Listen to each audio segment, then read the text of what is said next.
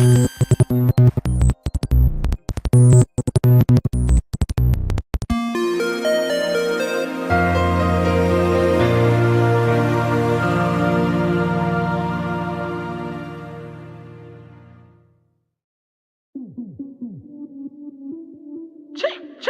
no need for your approval. Nah, nah, nah, nah. Yes, I am made by the ruler. Yeah, yeah, yeah, yeah. No need for your approval, cause I'm made by him. Designed to explain I am who I am. Reaping up the harvest that he promised me. Talk all you want, but you gon' have to walk for me. I can bet I ain't been perfect all my life, but I am blessed and he forgave me when he died. Love my imperfections, chosen by the womb. A vessel to be used and I won't stop until it's through. Yes, I am a believer. Ooh. Yeah, yeah, yeah, yeah, yeah, yeah. Dressed to impress for no reason. Yeah, yeah, yeah, yeah. Ooh. No need for your approval, cause I'm made by him. Designed to explain I am who I am. Reaping up the harvest that he promised me. Talk all you want, but you gon' have to walk for me. Oh yeah, I am who I am. I am who I am. Yes, yes. Oh yeah, I am who I am. I am who I am. Yes, yes. Oh yeah, I am who I am. I am who I am. Yes, yes. Oh yeah, I am who I am. I am who I am. Yes, yes. Oh yeah. Look, your approval isn't needed. I get my kudos from Jesus. You knew my name before I was a fetus. With them on my side, no one can defeat it. Don't go to the DMV for my ID. I'm uniquely made, you can't copy. I'm weird, creative, and godly, and I get wild. Boy, you mind G, what you saying is out of them. You should fall back like a rocket ship. I just assume that you unaware. You cannot hurt me, I'm more than a cockroach. I can't worry about what you say, cause you do not control my fate. You was my daddy who caught me when you threw shot me. Boy, saving grace forever change. Yes, I am a believer. Yeah, yeah, yeah, yeah, yeah, yeah, yeah, yeah. Dressed to impress for no reason. Oh, yeah, yeah, yeah, yeah. Ooh, yeah, yeah. Ooh. No need for your approval, cause I'm made by him. Designed to explain I am who I am. Reaping up the harvest that he promised me. Talk all you want, but you gon' have to walk for me. Oh yeah, I am who I am. I am who I am. Yes, yes. Oh yeah, I am who I am. I am who I am. Yes, yes. Oh yeah, I am who I am. I am who I am. Yes, yes. Oh yeah, I am who I am. I am who I am. Yes, yes. Oh yes.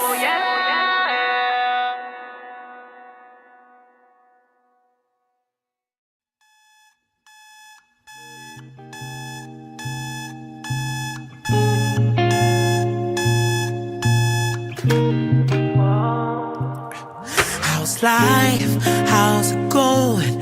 Yeah, it's going. Been hard times, but ain't trying to show it. Got work in the morning, then running around till it's time for dining. Might grab a drink, yeah, if you wanna meet me to chop about a thing that ain't really a thing. Got too much going on, I'm all out of focus. Need to make up my mind in need of a sign.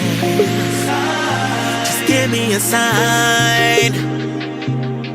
Wanna get it right, ain't trying to waste my time. If I change my mind, it's alright, it's okay. If I take some time to figure it out, it'll work out.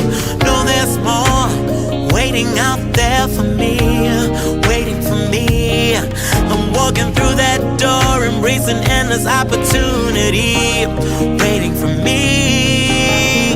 I don't know what lies ahead, learning from things I can't seem to forget. Tomorrow is now, ain't throwing no towels, taking up burdens that keep weighing me down. Feeling alive, yeah, ready for fly. My glass I was turning, making minutes with earning. East and west, up and down in circles, regaining my focus in need of a sign. Just give me a sign. Get it right, love. and living my life. If I change my mind, it's alright, it's okay. If I take some time to figure it out, it'll work out.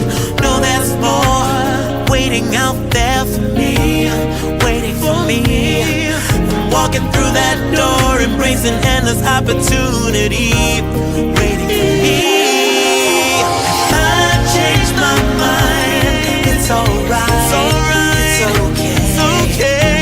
If I take some time to figure it out, it'll work out. No, there's more waiting out there for me, waiting for me. I'm walking through that door, embracing endless opportunity, waiting for me.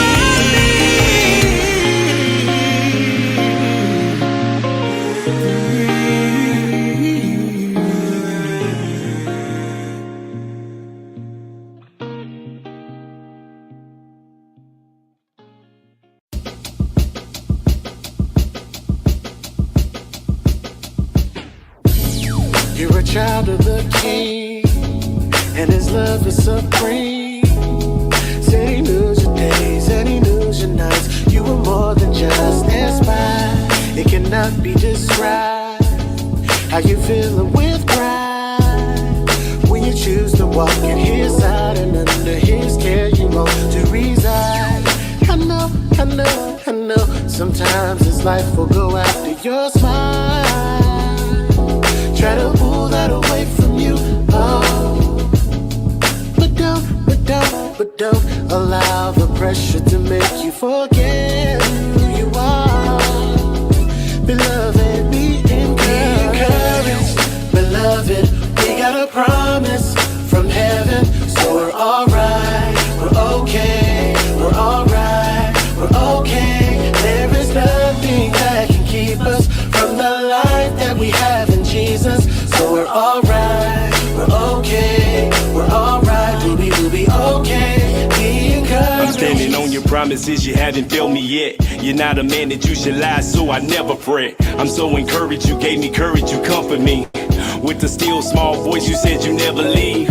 From that moment on, I knew everything was okay. Cause you conquered everything, even death in the grave. Now who am I that you should love me and have in my praise? When it comes to your ways, Lord, I'm so amazed. You remain the same, yet daily you're brand new. When I think about it, nothing compares to you. Now gold, diamonds, and pearls, Lord, I adore you. The Prince of Peace, remove the thief from this temple. You're the Lord and King of kings upon the throne. I give you glory, and glory is God and God alone. Your love is unconditional, I gotta let the world know. Nothing can separate us, no matter where I go. Encouraged, beloved, we got a promise from heaven. So we're alright, we're okay, we're alright, we're okay. There is nothing that can keep us from the life that we have in Jesus. So we're alright, we're okay, we're alright, we'll be okay. Be encouraged, beloved, we got a promise from heaven. So we're alright, we're okay, we're alright, we're okay. There is nothing that can keep us from the life that we have in Jesus. So we're alright, we're okay, we're alright, we'll be okay. But there are times when I forget this and I give in to pressure and I make mistakes. Tell me, what should I do? Sometimes it's a relapse. If you relapse, gotta retrack. If you retrack, it'll lead back to the King that'll bring peace back. With your peace back, you can think right. When you think right, you can see light. With the right sight, then your life's tight and your Christ walk will be alright. Alright. Be encouraged, beloved. We got a promise from heaven, so we're alright. We're okay. We're okay. We're okay. There is nothing that can keep us from the life that we have in Jesus. So we're alright. We're okay. We're alright. We will be okay. Be encouraged, beloved. We got a promise from heaven, so I'm alright. We're okay. We're alright. We're okay. There is nothing that can keep us from the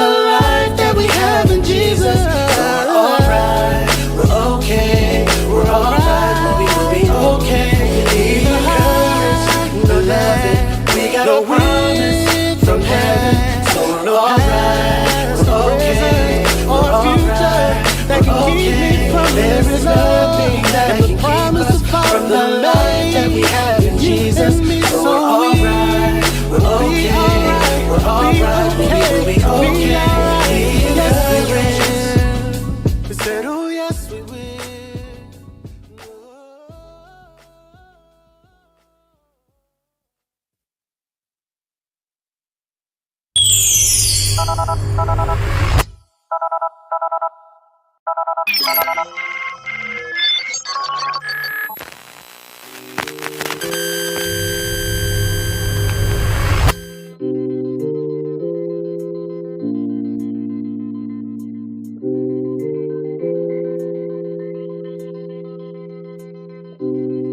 good morning, good morning. What's up, everybody? Good morning to you. Good morning to you. Yes, I am in my white beater with a hat. Not even a hat, a wrap. But good morning to y'all. Good morning, good morning, good morning. Hope everybody's doing all right. Today is Wednesday, May the 7th. It is Wednesday. It's hump day. It's way up Wednesday. I used to have a song in here that said way up, way up, way up. I don't know what happened, y'all. Today, the whole show was gone.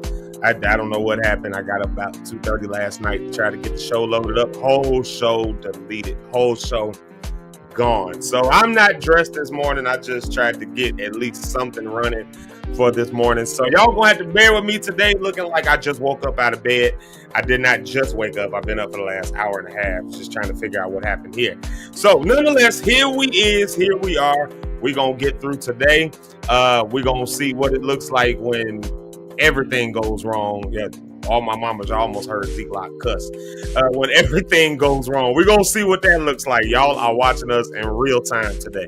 So good morning to you. Good morning to yours. Y'all wish me a good morning. I need some love this morning. I straight up need some love this morning. So good morning to all of y'all. I hope everybody's doing all right on this Wednesday, May the 7th. Like I said, it's Way Up Wednesday. We're still in relationship week, and you are locked in with Zeke live in the morning. What a great way to start your day. Though this morning is not such a great way to start my day today. I hate the poor non-love first thing in the morning, but I'm just pissed off. That's all. I know I'm smiling. I'm a little pissed off because, you go through these things, you set stuff up, you get stuff ready, and then it's just that. So, who knows what happens? Who knows what? I don't even know. So we running bare bones today, y'all. So y'all bear with us. If anything goes awry, I want y'all to stay locked in. I'm just letting y'all know ahead of time. There's something going on in the technical things, but this is my public appeal to StreamYard. If this is on y'all's end, we will not be with y'all by Monday morning. I'm just straight up saying that.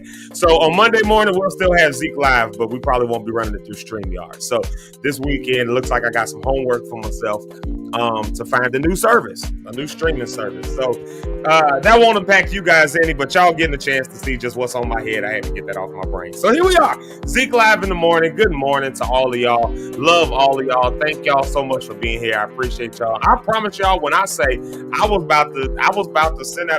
Now I've done that before because I was tired, but today I just didn't have a show. So I thank God for the ability, and maybe this will speak to somebody.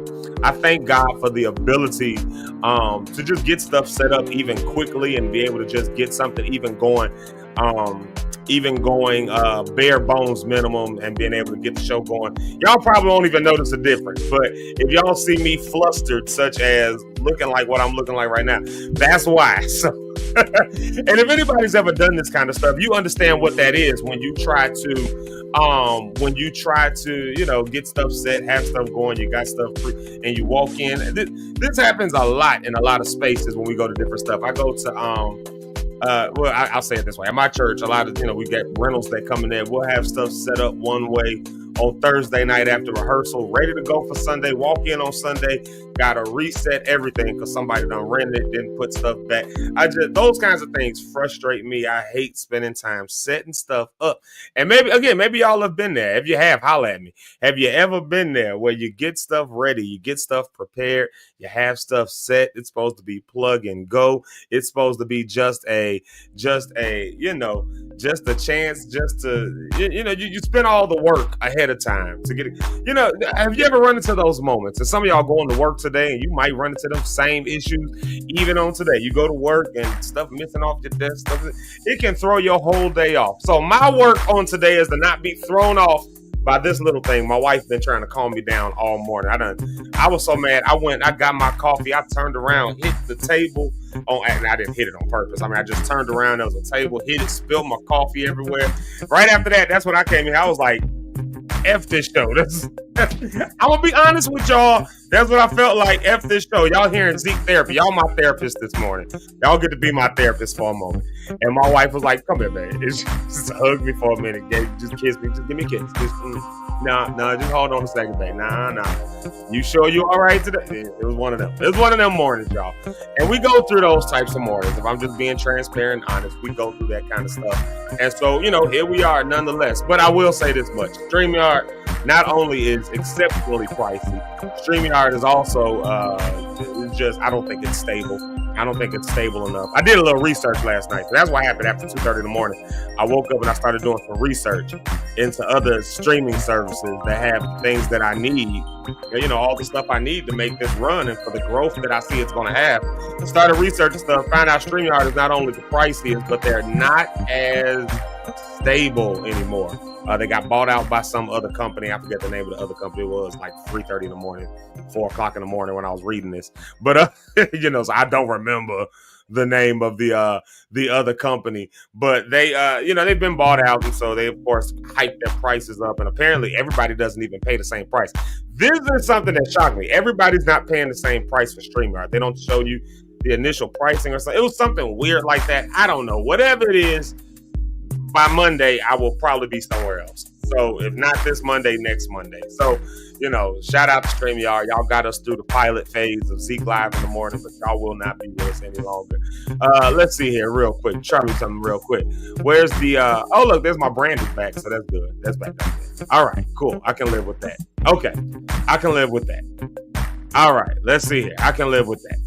All right, so nonetheless, I'm not sure, but we figured it out. We're going to make it happen. We're going to make it work. We're going to figure something out. All right, y'all. All that aside, all of that stuff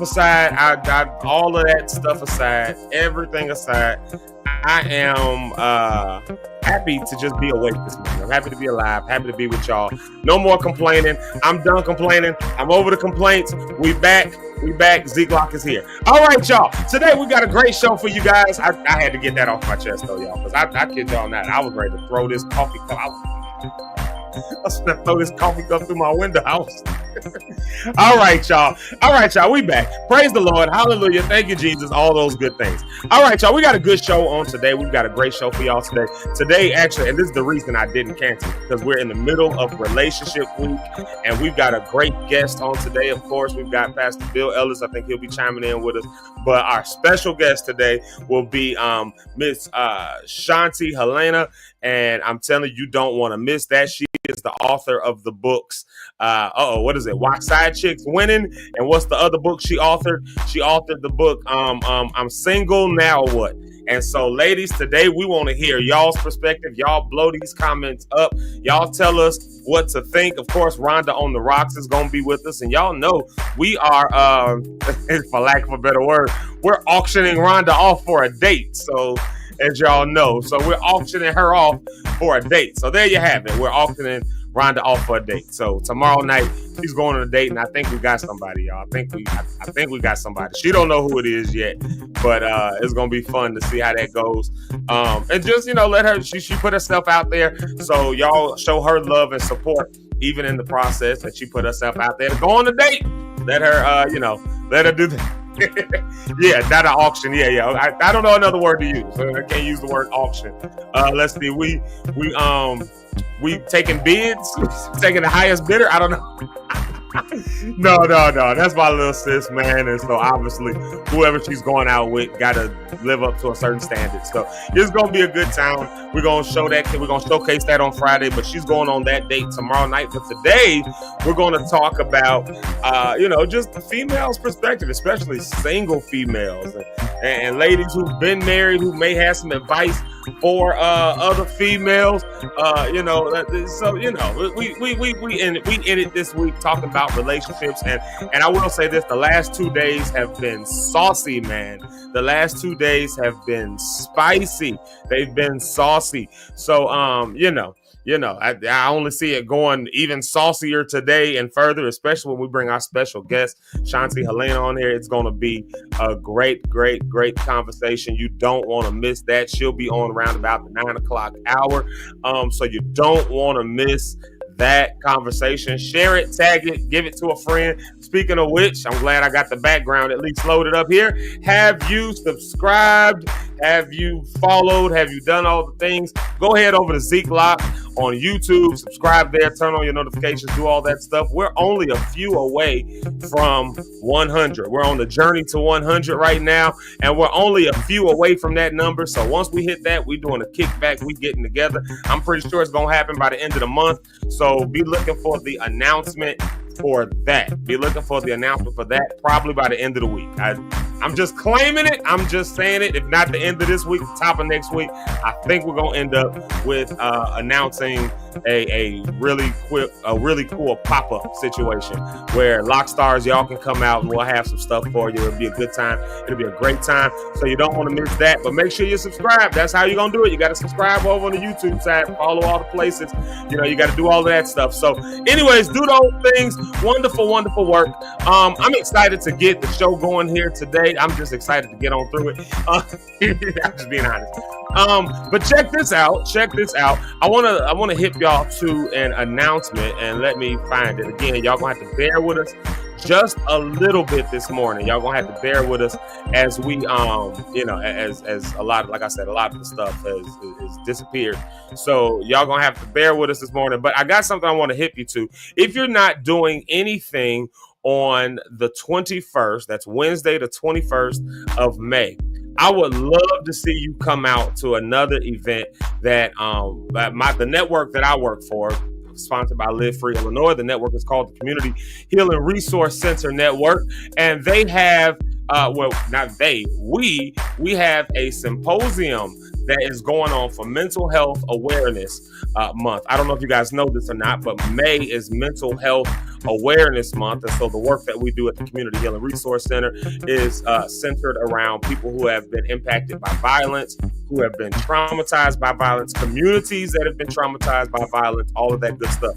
So even if you've never had, and we talked about this during Mental Health Week, and ways to advocate for community, all of that, but even if you've never had violence done to you personally or directly, maybe you've experienced indirect violence. So we deal even in that area. So I'll give you an example. If you live in a certain neighborhoods in the city of Chicago, certain neighborhoods just be hot, certain blocks just be hot. And if you live on those certain blocks, you probably ain't just walking in your house without looking over your shoulder and doing all that kind of stuff. Like, and for most of us got neighborhoods where that's the case. We not walking around our communities and our neighborhoods without our head on a swivel. And I, in my opinion, that's just a problem. That's a level of trauma that we have in our own neighborhoods and communities. And that stuff weighs on you after a while. Now, some of us learn to cope with it and deal with it, and we find ways to feel and be safe in our communities, but we still got that layer of, again, head on a swivel kind of stuff. And I'm gonna tell you, I'm gonna compare it to something. Some people's neighborhoods, they can leave their doors wide open through the middle of the night, and one of their neighbors might walk up and just shut it for them. like hey man, you left your door open.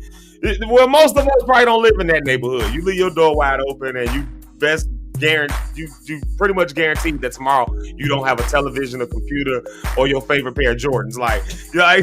This is, again, these are these types of violences in our neighborhoods and communities. So we deal with those, with those types of traumas and things within our communities. But on the 21st of May, we're having what we're calling a mental health symposium. So if you're in the Chicago area, I'd love to see you. This is the graphic right there for it. It is Wednesday, May the 21st, starting at 9 a.m. and it goes till 3 p.m. We'll have breakfast there. We'll have lunch there. There's all kind of plenary sessions. We've got special guests. There's one that's on the healing of sound, and I think y'all will really love that one. The healing of sound. So this is Live Free Community Healing Resource Center's annual Mental Health Awareness Month Symposium for the year 2025. We did another one last year and it was a good time, but this one is at the Morgan Arts Complex, which is up in I want to say it's like in Bridgeport or Pilsen or something like that in Chicago. So if you're in the Chicago area, it's like Bridgeport, Pilsen, that general area, right? So if you're in the Chicago area and you want to come on out, come on to the Morgan Arts Complex on Wednesday, May the 21st from 9 to 3. It is completely free. Hold on, wait a minute. Pause the music. Make sure y'all heard me. I said it is completely free, as in free 99. Hold on, hide the graphics so you can see my face and read my lips. It is free. You get breakfast, you get lunch, you get sessions, you get all that stuff, all for the good price of free. Put my face back on there. Free 99. You can't read my lips because my mustache is covering my upper lip. So hopefully you heard it and you believe it when I say, come on out. The mental health month, the mental health awareness month symposium for the year 2025, sponsored by Live Free and the Community Healing Resource Center Network. You definitely want to come out for that because it's going to be a good time. Every time we do it, it's a good time. I promise y'all. Every time we do it, it's a good time. And I enjoy being a part of those. And so come on out. I'll be there. Again, it's free. It's completely free. You can come. You can bring a neighbor. You can bring a friend. If you work in these fields, you can come on out. This is not necessarily for people. It is for people who work in this field. Don't get me wrong. It is for people who work in the field, but it's also for the community. The main goal is for the community. So whether you work in this field or not, if you just are about community, you just about spreading love, come on out on Wednesday, the 21st of May. We'll be doing that, and I'll announce this every day, but leading up into it, we'll announce that every day so that you all can be reminded that that's going on. It's going to be a good time. So I want to see y'all there Wednesday, May the 21st. Come on out. Live Free and Community Healing Resource Center Network. It's a good time. It's a good time. All right, I think I got a few things loaded up here that we can use here. Let's see here. Let's do this. I'm gonna do this. I'm gonna go ahead and do something. I'm going to go ahead and play a music break, and we're coming back with my big bro, my man's Mr. Eric Rideout, the Eric Rideout. I don't know if you want y'all to know his middle name, but but we'll come right back with him. But let's do this again. I'm running bare bones a little bit today here, so y'all just bear with me. Y'all stay with me. But let's load this up. I just need to hear a good vibe. And I know I play this song a lot, but I just need to hear it for myself. Brandon P., come on and minister to us this morning with the song that says Blessings. Y'all know that song, Blessings. And y'all do me a favor. Y'all do me a favor. Y'all, if y'all blessed, y'all let me know how and why you're blessed. I need some good vibes this morning. I told you I'm a little thrown off. I've been thrown off for the last few hours. So y'all give me some good vibes this morning. Y'all tell me, why are y'all blessed? Why are you blessed today? Maybe you're blessed today because, I don't know, maybe you're blessed because maybe you just won the lottery. I don't know. If you did, hit my inbox or go ahead and email me if you won the lottery, because I need to know you. Yeah. So here it is, Brandon P. with Blessings. We coming right back with Eric Rideout. Matter of fact, I'm going to play two. We're going to play Brandon P. and we're going to play Andre Henry with Make It to Tomorrow. I need to hear both of them songs. So here they are right here. Y'all go ahead. Show me some love. Tell me why you're blessed. And we coming back to do our morning shout outs with Mr. Eric Rideout. I'm going to let him do the morning shout outs with me this morning. So, all right, y'all. So put the love in the comments. Tell me why you're blessed. We'll be right back. Here it is, Brandon P. with Blessings. Blessings falling down on me. It keeps bringing me joy. Each blessing I receive, it keeps bringing me joy. Yeah, okay. Blessing to coming in front of me. Coming in front. I'm in the cup with a bag on me. How you feel? Like I got my piece in this heavenly? Yes. We not the same. Keeping the fake up under me. You know. Yeah. I gotta go. I'm in the lead. Yeah. No checking the scope. Plain to see. You reap what you sow. You cannot face me. I gotta say this life is amazing. Yeah. 1, 2, 3, 4, 5. Time he saved my life. Coming with that talk. Please don't kill my vibe. Shorty got that walk. She know what I like. Yeah. With the gang and it's some shy, yeah. Okay, I'm in the still, I got the truth. Look at the pedigree. Okay, I never lose when I'm on the move. I'm leaning on the cheek. Okay, dipped in the water, only the Father coming in clutch for me. coming in clutch, coming in clutch, coming in, yeah. Blessings falling down on me. It keeps bringing me joy. Each blessing I receive, it keeps bringing me joy. Look, you bring me joy, yeah, you problems I avoid. Why would I give up my core? Belief in you gon' change my war. Make me feel like I'm the world of you, well maybe I'm not sure. Just make me your little vessel, I won't wrestle with you, Lord. I got all these blessings raining, I'm gon' need a new umbrella. We don't do that stressing, baby, faith gon' work in any weather. Once I gave him all of me, I just hit the Hall of Fame. We take Jesus over shame, got no limits but he not damn. They say no, I'm still a saint. Yeah, I got a lot to prove. Fill my life with room. Yeah, I about that tune. Yes, I couldn't help it, my confession. Tell him I'm about to bloom. He wrote me up from the womb. Blessings coming soon. Blessings falling down on me. It keeps bringing me joy. Each new blessing I receive, it keeps bringing me joy. All my life, you've been faithful and I'm faithful, yeah.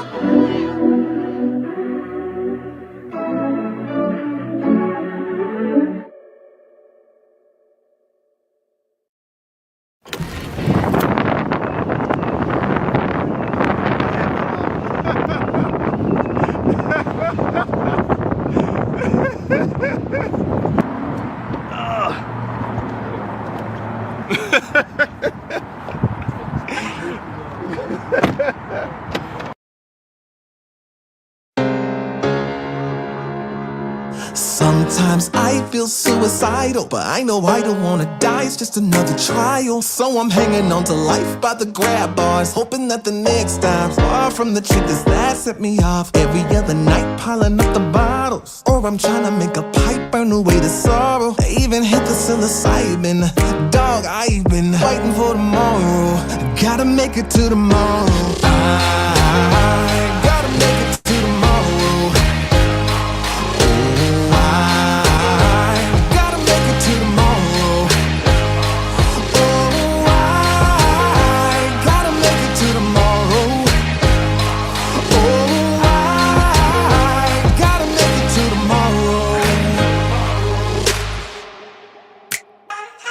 Listen now, I'm about to go outside, get a little bit of sunlight into my skin. About to take a jog for the endorphins, it's a sure thing. No, this depression won't take me out. About to make a call to my closest friend, get a laugh and hug myself in the mirror for a minute. I'm trying, you know, cause I wanna make it to tomorrow. I gotta make it to tomorrow.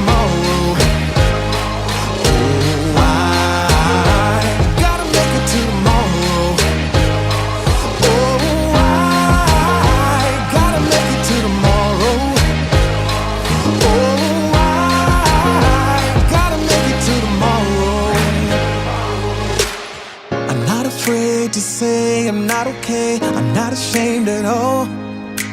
Cause one thing about me, yeah, I'm overcoming. I'm not afraid to say I'm not okay, I've been here before.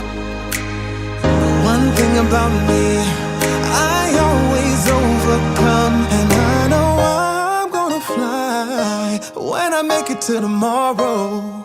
When I make it to tomorrow. Gonna make it to tomorrow. Oh, I gotta make it to tomorrow.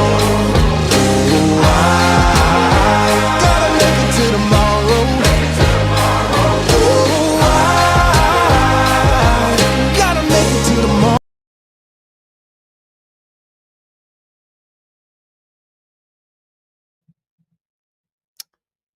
I have no idea what just happened. Y'all, I might end this stream early today. This might be it. This might be it for today. We got special guests. Eric, come up on the stage. Come and just get you on the stage. fuck this. I don't even know what just happened. I have no idea what just happened. Yeah, I saw when you were, everything what you were talking, and it just the song just stopped. I have no idea what just.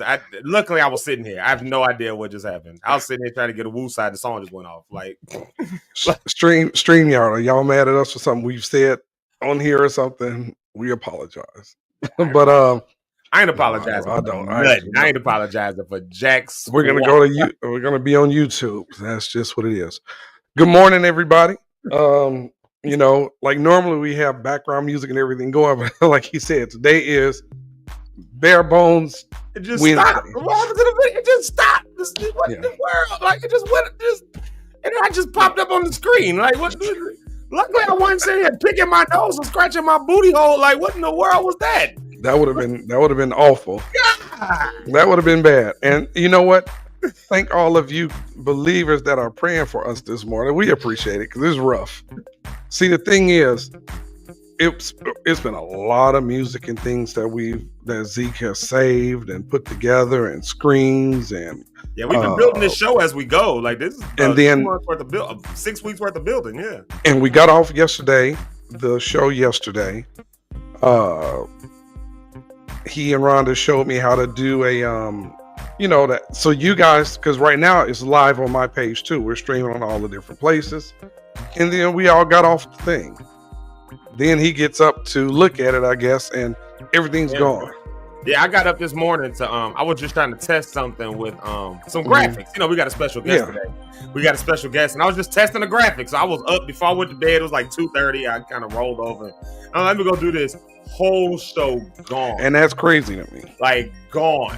That's crazy. Clicking frantically, trying to find stuff. I'm texting y'all at like 2:30 in the morning. Did somebody accidentally delete the whole show? Yeah, and you know what? That's the thing about it, because like we have, and those that's watching this, there's a, what's the word to say? There's a main administrative way you can get into this thing, or you can just join as a guest. I tend to join as a guest for this reason, because I don't want to get in there and click something and then ruin the show. Because once before I came on there that way and I ended the live. Oh, I do remember that. So, yes, ended and the I'm like, live mid. And after that, I'm like, you know what? I'm right. So I'm like, I'm staying out of that. Yeah, so, I mean, and I don't want this show to turn into a complaint around. No, we're not gonna complain. I'm just, it's fresh on me right now, and I don't have much game face this time in the morning around issues. I just, Yeah, so you all just bear with us today. So we here. What's going on? We will not talk no more about StreamYard. We gonna run it. We gonna run it as if we. Who? They done took my last $36. Maybe next week they get one more 36 out of me. But after that, they got at most 2 more $36 payments coming to their platform, because I'm researching somewhere else now. No, so I'm gonna cover next week, the week after, so I can go off the way I want to. Give me some freedom. But what's up, everybody? I know Zeke said we're gonna do the morning shout outs. Yeah, we get our morning shout outs in here. I think I got a decent song loaded up. It's Way Up Wednesday, so here we go. Let's get Way Up playing. And I'll let you pick. I got that going. So there we have it. All right, let's do some morning shout outs. It's coming together. It's coming together. It's slowly coming together. Slowly. It's like next week we might be back to bare bones because I'll probably be somewhere else. But let's do some morning shout out, because I need to feel the love this morning. I need to feel the love. I was going to put a shirt on, because I was like, let me take a break so I can put it. No, I was going to put a shirt on, and then like literally I got a jacket over here, like I was just going to toss on, my little flannel, and then like as soon as I sat down, I kid you not, the thing just went off. I was like, what the heck just happened? Like, and my avatar was on the screen. I'm like, what is that? You looking like Rhonda did when you put her on there yesterday and didn't tell her shit, I wasn't ready. All right, y'all. I think I got all my complaining out. Show me some love, y'all. Let's show some love. First and foremost, who gets the first comment for the day? First comment for the day goes to all the drum rolls. Brony Cat, they coming for your title. Mama got it today. She got it on Facebook. She said, "Good morning, family." But listen, I think she was number one comment for the she be on there in the morning. 3 days. She be on there. Brony Cat usually number one, but Brony Cat is always in the top 3. Because look at her, who was comment number 2? Brony Cat. Look at that. See, Brony Cat, they coming for your title, man. I'm telling you, they coming for it. Yo, Brony Cat had a streak going, y'all, for first comment like every day. But here's what I love about Brony Cat, Bronya. This is what I love about her. She always gives us a church announcement, and it always makes me feel good. And so I do appreciate seeing it every morning. And this morning, I really do take it to heart. Welcome to Zeke Live in the Morning with Zeke Locke, Eric Rideout, and Richard Holmes. Grab your morning beverage and get into this Way Out Wednesday. Sip. Yeah, we way up, y'all. We way up. Because we got to make Rhonda's comment. And I see Rhonda's comment to me. Hey, we didn't say nothing. I just said what happened yesterday. When Zeke went live and you popped up and the way you looked in the camera was funny. Yeah, that job was hilarious when that happened. I was like, caught you off guard, didn't I? He didn't give out no warning. Ye are so pretty.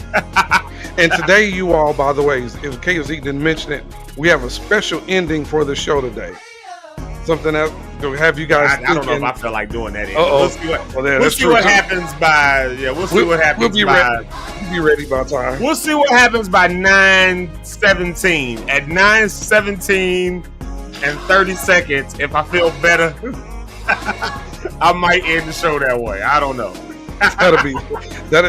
Hey, maybe that was God's way of telling me not to end the show like that. I don't know. that'll end their day, so they'll feel kind of what you felt today. They'll feel what I feel.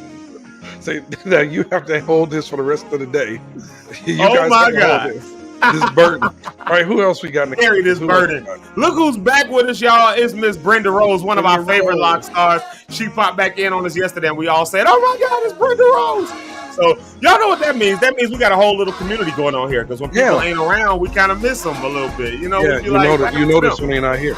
Yeah. Because Rhonda, when she topped in, Rhonda was like, "Oh look, it's Miss Brenda Rose." Like, you know what I'm saying? Like, she didn't sound like that. I just made Rhonda sound like it made her sound like a white woman named Ethel from 1935. Oh, look, it's Brenda Rose.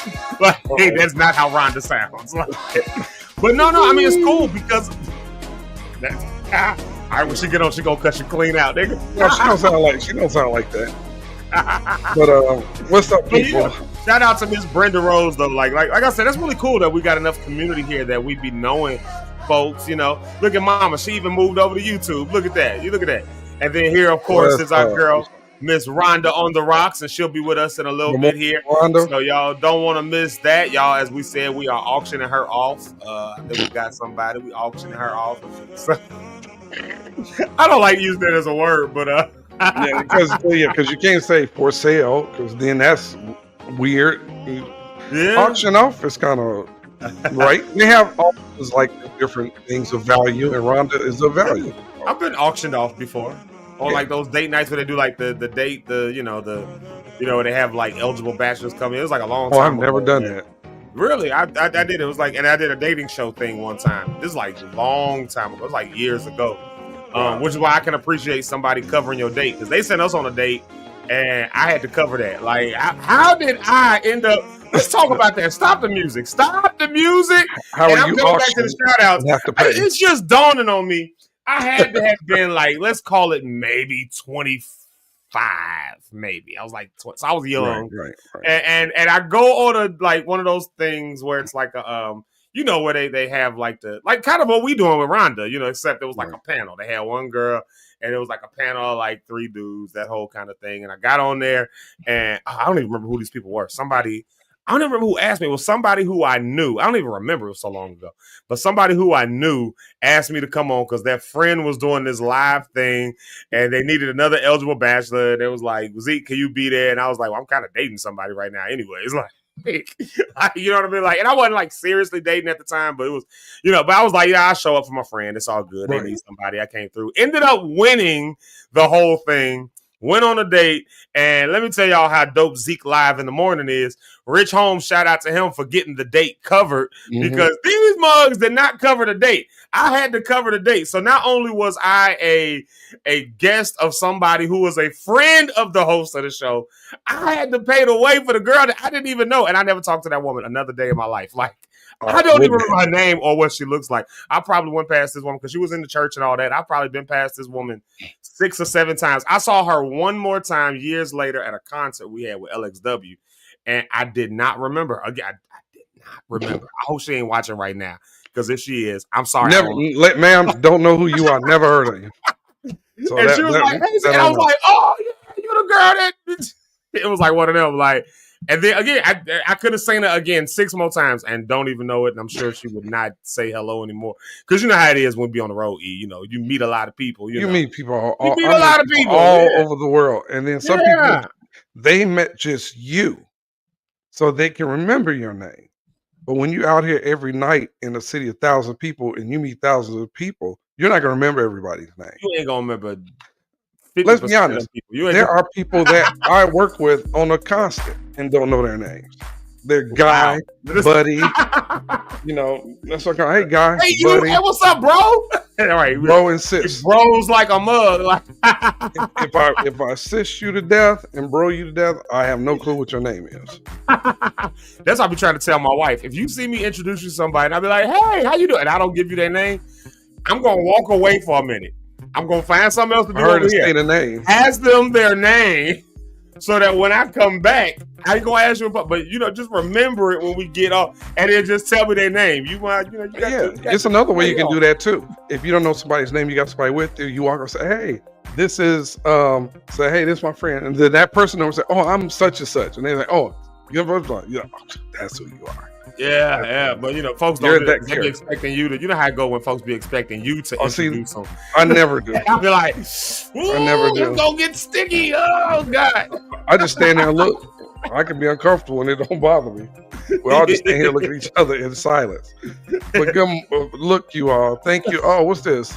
Let's see. Shout out to the Boy Please Whatever podcast. I know he is good friends with our girl Rhonda on the Rocks. What's up, bro? And she's even been on that podcast before. We have to have him on. Absolutely. Definitely. You know, just definitely bring the guy on. Our friends of our friends are our friends. So there we have it. And you know what, Susie? Thank all of you guys, honestly, that tune in every day, because we end up, like we always say at the end, we go back and look at the views, and we have thousands of views on what we're doing. Thank you guys, because that's because of you faithful lock stars and you all that tune in every morning and share it. So thank you from the whole show, from me, from Rich, from Zeke, from Dr. Rhonda, all of us. Thank you so much. Yeah. And then shout out to my man's Will C. I remember he was on the episode. I always talk about his episode because it was such a good episode. It was good. He said he gonna get all the kids that he mentors to subscribe. See, look at that. Tell them subscribe. We'll see on the regular so that the kids have a reason to watch. There you go. Yeah, man. Talk to the kids. We'll love the kids. There you have it. Who was that to say that? Trick Daddy, right? Trick love the kids. Yeah, it's weird. Trick love the kids. Weirdo. Shout out to my boy Will C. There it is, right there. And of course, Mr. Eric Ryder. I usually say that you backstage. I usually say you backstage, but there you are. There, look at that. I'm finna tell you something stupid. I'm about to say, who is this acting like they me? What? Yeah, and that's me. Oh man, it's early still. I didn't sleep well last night. I'm like, who's faking my page? Okay. And then here's your favorite person, Eric. One of my favorite people. I know you. So you agree. Who's that? Renee. I don't know who that is. You don't know Renee Miller? Never heard of her. You don't know Renee Miller? Don't know her.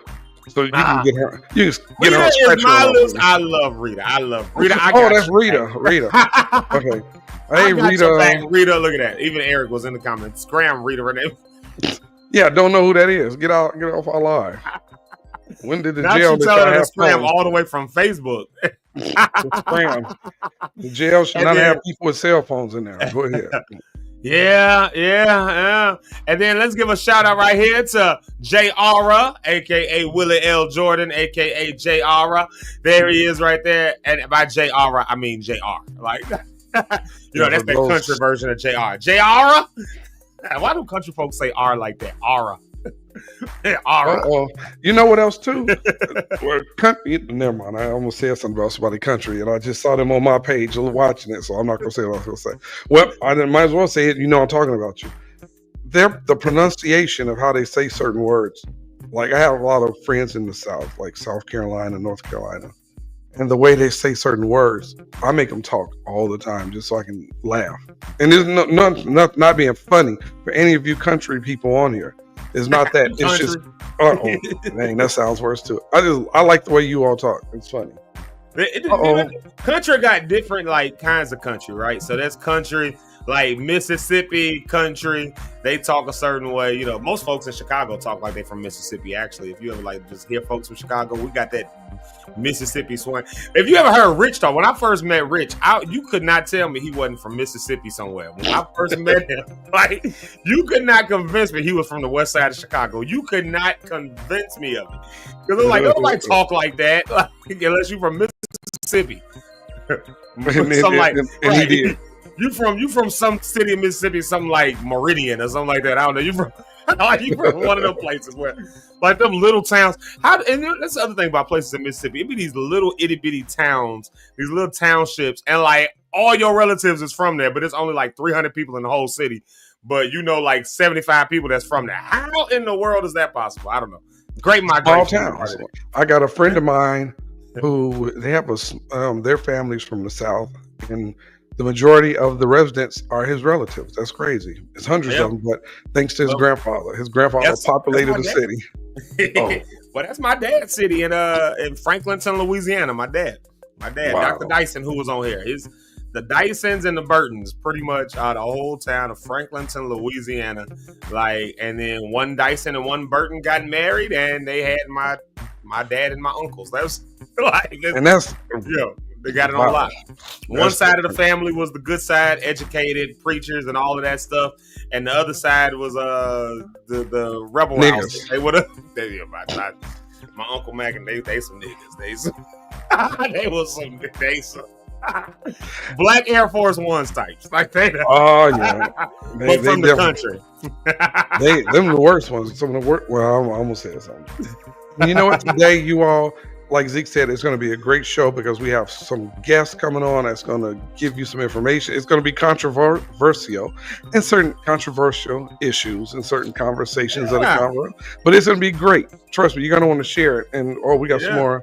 Yeah, I got a couple more shout outs. I got to give a couple. This is Tammy. Eric, you just met Tammy on Friday. Tammy, she was funny. That's one of the sisters right there. When it comes to Rhonda and Tammy, they're very like cool. Deal. Very good person. For 20 years. So there you go. That's Tammy. So it was such a treat and a surprise to see Tammy on Friday. That just did. I was not expecting that at all. I thought it was just going to be the four of us. I walked in and Tammy was there. And actually, I knew Jamaica was coming because Rhonda had mentioned it on the meeting before we had the meeting. But when I walked in, I saw Tammy. I was like, you know, all the emotions. You know what? All the feels, all the. When I say this is way off topic and it's so unimportant, but did you see what happened yesterday in the news with Smokey Robinson? I did. It just came across my feed. He's being accused. It just came across my feed. Rape, sexual assault. Yeah. By 4 different women. I mean, here's the question: are these recent? Are these going to be like stuff that stretches back? I pray to God it's not this man in his 80s out here. Rhonda said he did it. Wow. It's in all honesty, and maybe we'll find ourselves veering to this a little bit because this does maybe even tomorrow. Because tomorrow we're gonna talk about. Tomorrow, I'm just gonna put it out there. Tomorrow we're gonna talk about sex. We're just gonna talk about it. I'm just gonna say it that way. We're gonna talk about sex tomorrow. Like sex in relationships. I'm a married man. It's a real thing. And everybody who's married ain't having sex, and everybody ain't married.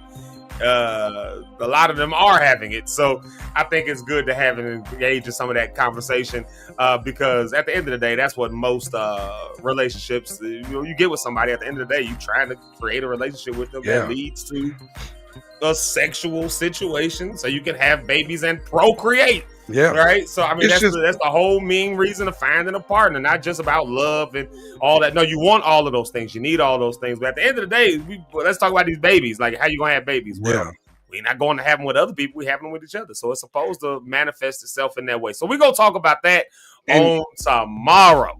And that's gonna be a great convo to have. All kind of stuff with it. Cheating and infidelity and healthy, all of that. We're gonna talk about it. So share with your friends because we're gonna talk about that. I already saw it.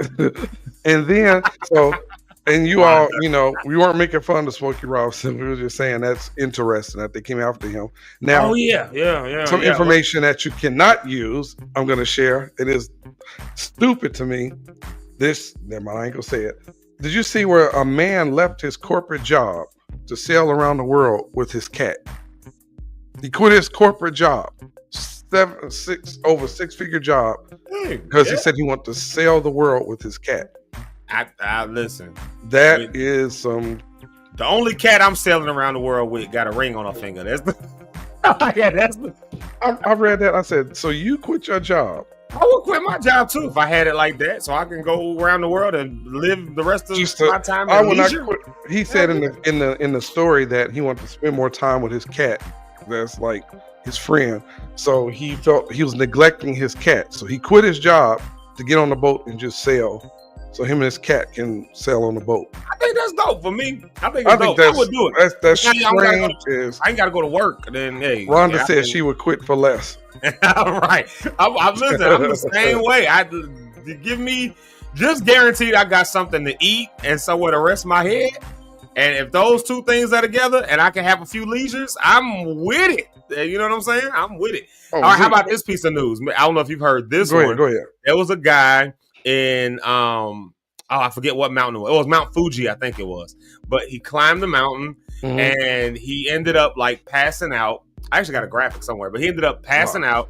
They had to do a rescue mission on him. So the helicopters, the whole nine, had to do a rescue mission on him. Got him down. 2 days later, he climbs back up the mountain because he left his cell phone and his bag and stuff up on the mountain. So he climbed back up the mountain where he passed out again. And I would have left him. And some hikers found him passed out unconscious where they had to do a second rescue mission on him. Nope. Yeah, I would have left. I would have left him because that's where he's supposed to die at. Yeah. That might be the will of God for his life. He's trying to tell y'all. Yeah. That reminds me of that rescue, and they rescued that old lady. I don't know if you saw it. And when the helicopter picks her up, the rope starts spinning. Did you see it? This old lady she was really old. It's not funny, but I did laugh at the video. And so the helicopter's right. They said, we got her. They got her. And they showed it, but then the wind got it. It started doing like this real fast with the lady on there. It was feel like. Oh, my wife saw it. She was twirling. She was twirling. She was twirling fast like a baton.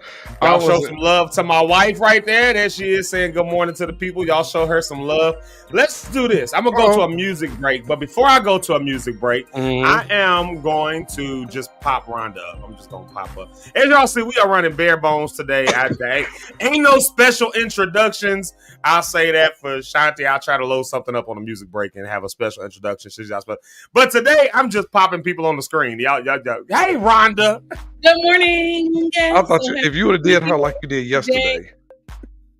Well, I told her today. I put it in the chat. I said, I'm about to just pop you up. I typed it in the chat today.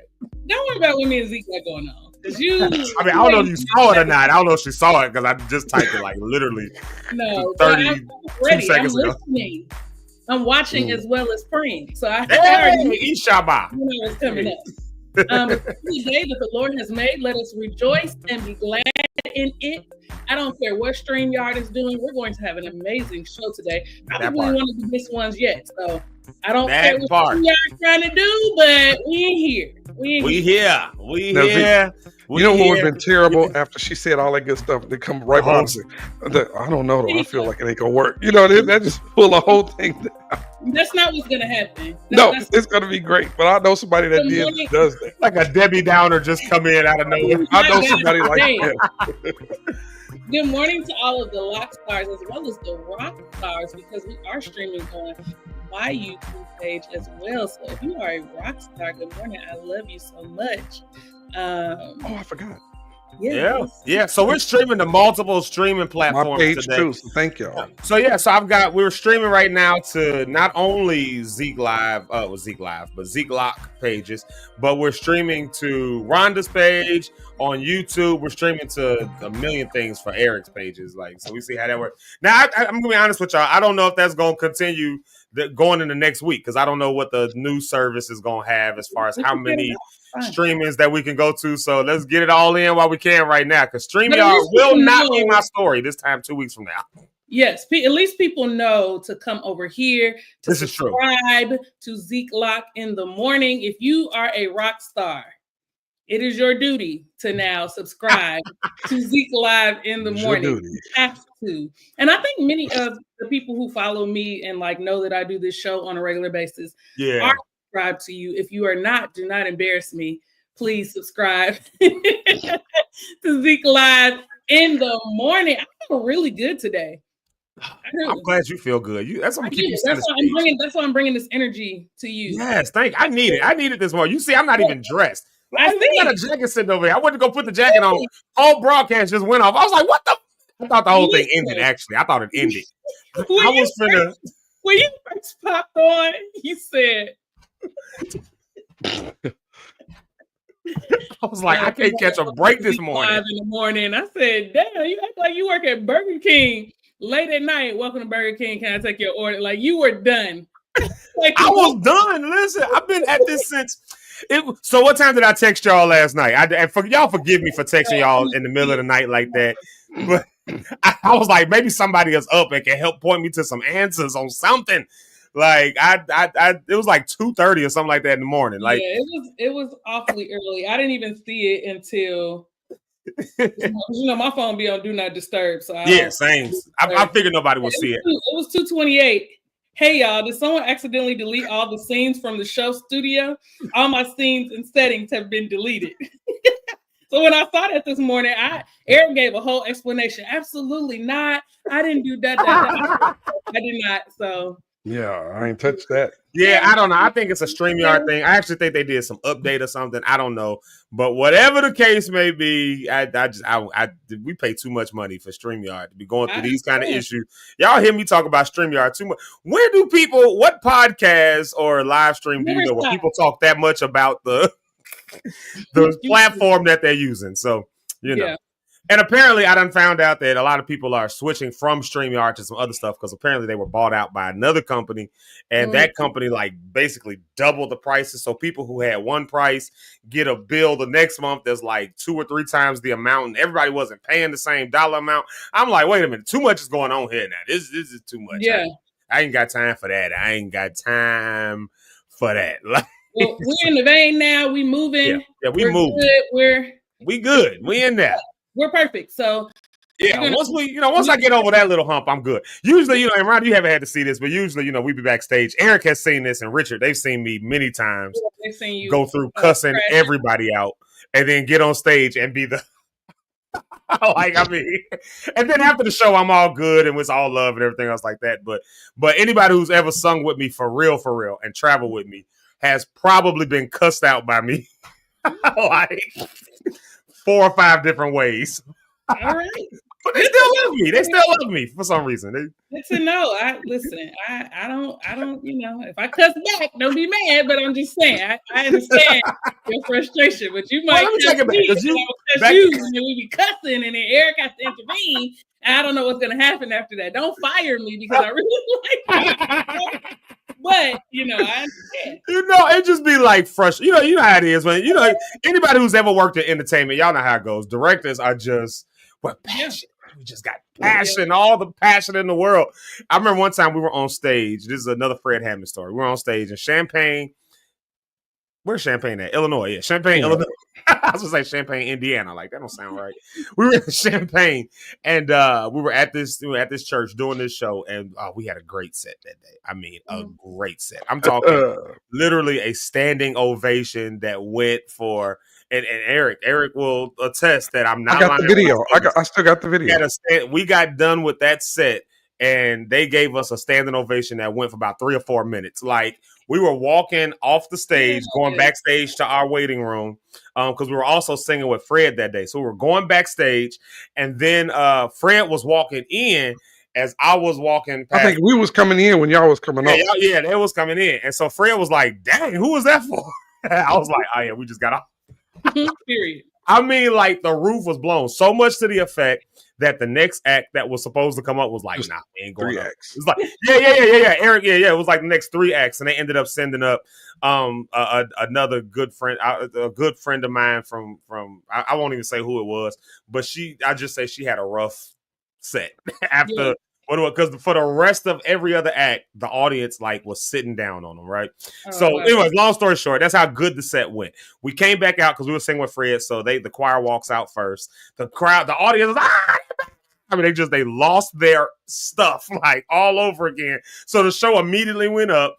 Of course, once they announced Fred, then it just goes up even more. Had a good set. We get to a particular song. So we in a good place with the audience, with the show. Everything's going good. Everything's going great.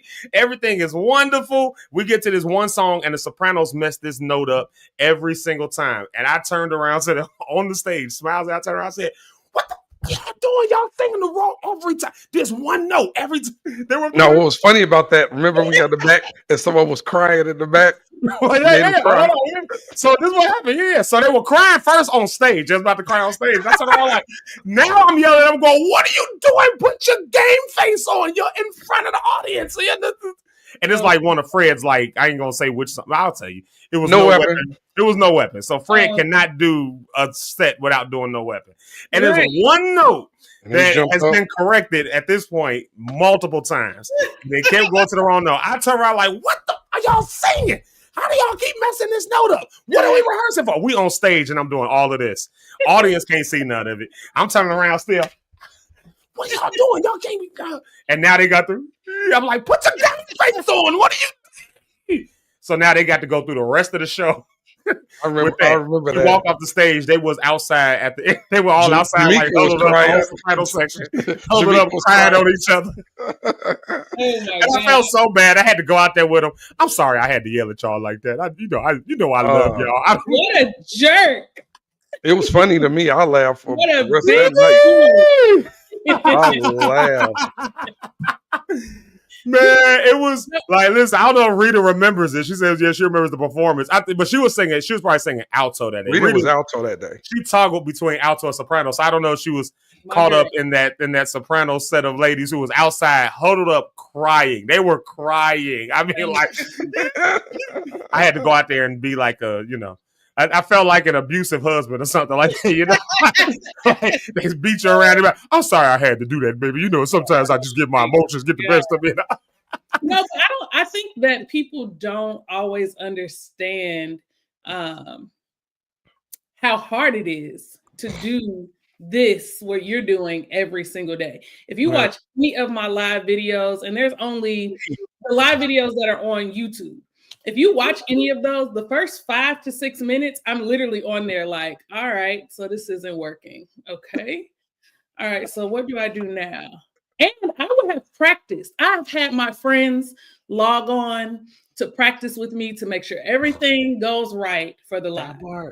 I hit go, and nothing. Everything goes wrong. Everything goes wrong. So I say that to tell you to be encouraged. It happens.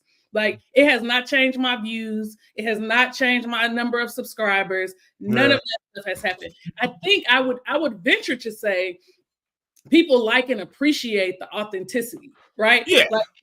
Like stuff just happens. Any of my live videos, I'm on there like, oh my God, it's not working. I mean, my lights are on, lipstick popping, like your girl is fine, and the computer doesn't work.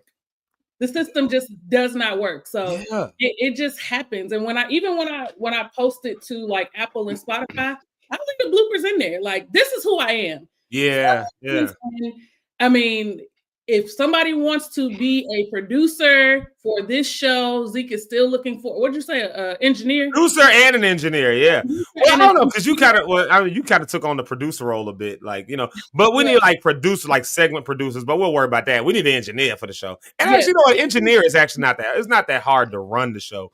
It's just really the problem of stuff don't be working right. So you be in like a sentence and something won't load up and you like, I'm clicking this button. But that's the engineer's job. Like, you just need an engineer. We'll get there. We'll get there. It's gonna happen. I've claimed it already by faith, so I just believe it's gonna happen. I'm gonna keep putting it out there. We said we needed sponsors. That happened. We said we was gonna hit 100 by the certain time. That happened. We said we was going. Well, we didn't hit 100 yet, but we can. It by all trajectories, it looks like we're gonna hit it by at least mid-May. We are, so that's kind of what we wanted. So we put the stuff out there, it ends up happening, and it be all good. So nonetheless, y'all are getting a very vulnerable side of us, and this is one of the things that we do. And that was another reason I decided to go live. Like, look, this is what it is. I done been vulnerable about everything else, so y'all get to see some of the vulnerability of what it is to even get a show going. Yeah. I want to share some vulnerability whenever you have space. Another crazy dating story. Whenever there's space, it doesn't have to be right now. It could be after the music break. Whenever. Let's do that. Yeah. Let's. Matter of fact, let's do that. Because we're talking about single women and dating and women's perspectives, and we got, of course, Shanti coming on today, and just all of that. I put a post up yesterday that said, "What's dating like?" And the first comment that hit it was a friend of mine from college, Emily. I don't know if you remember Emily. You probably wouldn't, but she went to Olivet with us, but she was my class. But the first comment that was on there, she said something like, I'm gonna get it wrong. I have to go find it, but it was something like, "Beware all ye who enter," or something like that, or basically like turn around, like don't even do it. It was something along those lines, And I haven't been on a dating scene like that in a while, so I don't know what's out there.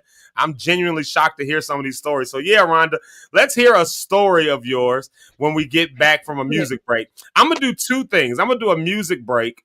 I'm going to play a video from your favorite, Rhonda, Kev on Stage. I'm going to play a video from Kev on Stage because it speaks to exactly what we're dealing with right now. I was saving this video for another day, but what you just said about what it takes to go live and to do stuff like that, I think Kev on Stage, he posted something. I think it helps to point a picture because, it helps to paint a picture. Hopefully people will kind of see it. And then we'll tell some of those dating stories because I'm genuinely interested in hearing these. I love this. How you got your podcast going? So this is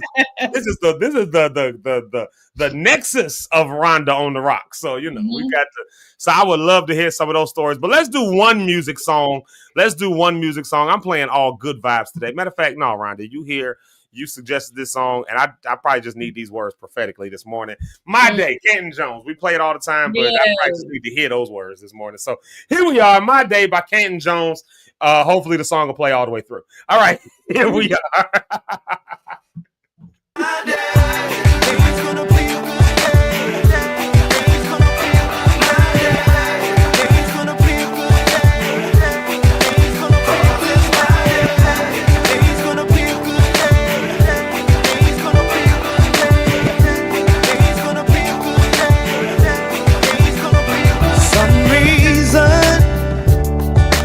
Woke up on the right side of the bed, and you were the first thing in my head. I can't complain, but I praise you instead, 'cause it's my day, it's my season, and I will start with my own attitude. I'll express my love and gratitude. My attitude will change my latitude. Things will go my way, 'cause it's my day.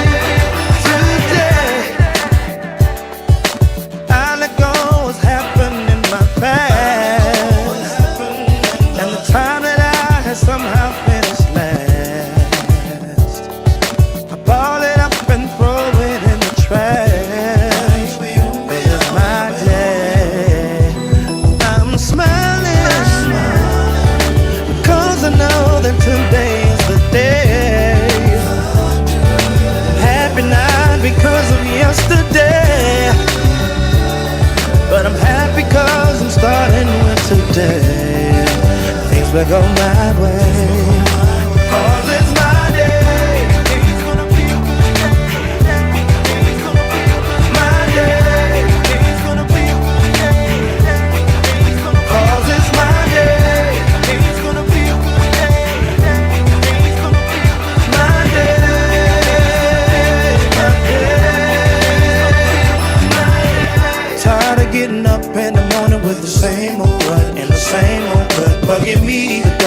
drugging me and I'm sluggish and I can't get out of bed. But instead I'ma look to the light, man. Stop blaming my wife, man. I will do it right, man. Fly like a kite, man. I was doing wrong too long, and I'm sick and tired of singing sad songs. I'ma flip it now, song. I will not wait on anything to happen. I will make it happen. I will take some action now.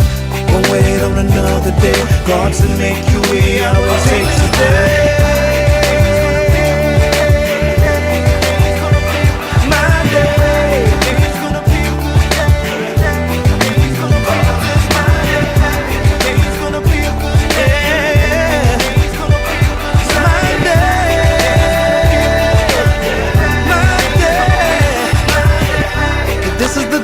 That the Lord has made, it's gonna be a good day, and I will rejoice and be glad in it. It's gonna be a great day. But this is the day that the Lord has made, it's gonna be a good day, and I will rejoice because it's my day.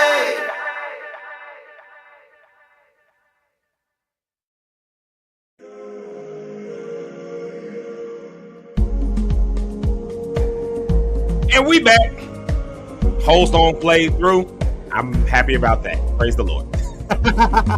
We back. Let's get everybody back to the stage real quick here. Let's get that off the screen.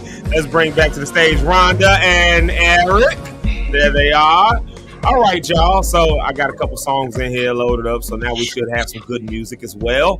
So there we have it. We build it as we go. I thank God for the ability to do stuff on the fly.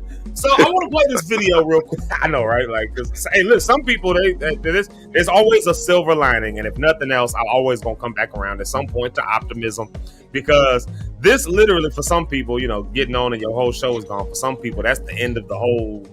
That's the end of the whole. They're like, I'm done with this forever and ever. I'm never doing it again. So, you know, thank God that, you know, we're able to get on and still make it happen. I appreciate y'all. I appreciate all you lock stars for locking in with us every morning. But Rhonda mentioned something before we got off, before we went to the music break. Rhonda mentioned something that, you know, she said what it takes to get on and do like a live show, to do a thing. You know, it's a real thing. It takes a lot of effort. Then even after all that effort, things don't always go according to plan, and you got to just figure it out. Yeah. Nothing stops the show. The show must go on. That's the rule number one in show business. And at the end of the day, what we're doing here is show business. Whether y'all lock stars see it like that or not, this is a show. It's show business, and the show must go on even when you're pissed off. So Kev on Stage put something out there recently. Rhonda, I know you love Kev on Stage, and I can't wait till you are working with him so I can get free tickets to those shows. But on me, baby. On me. I'm just hanging on to Rhonda so I can get a bunch of free tickets. I need tickets to Cabo, tickets to Kev on Stage, tickets to the Rhonda on the Rocks live situation at the United Center. I need the whole thing. I need all of that. And so I'm just trying to stay locked in with Rhonda for that. So you good. The moment you fire me, you're out of there.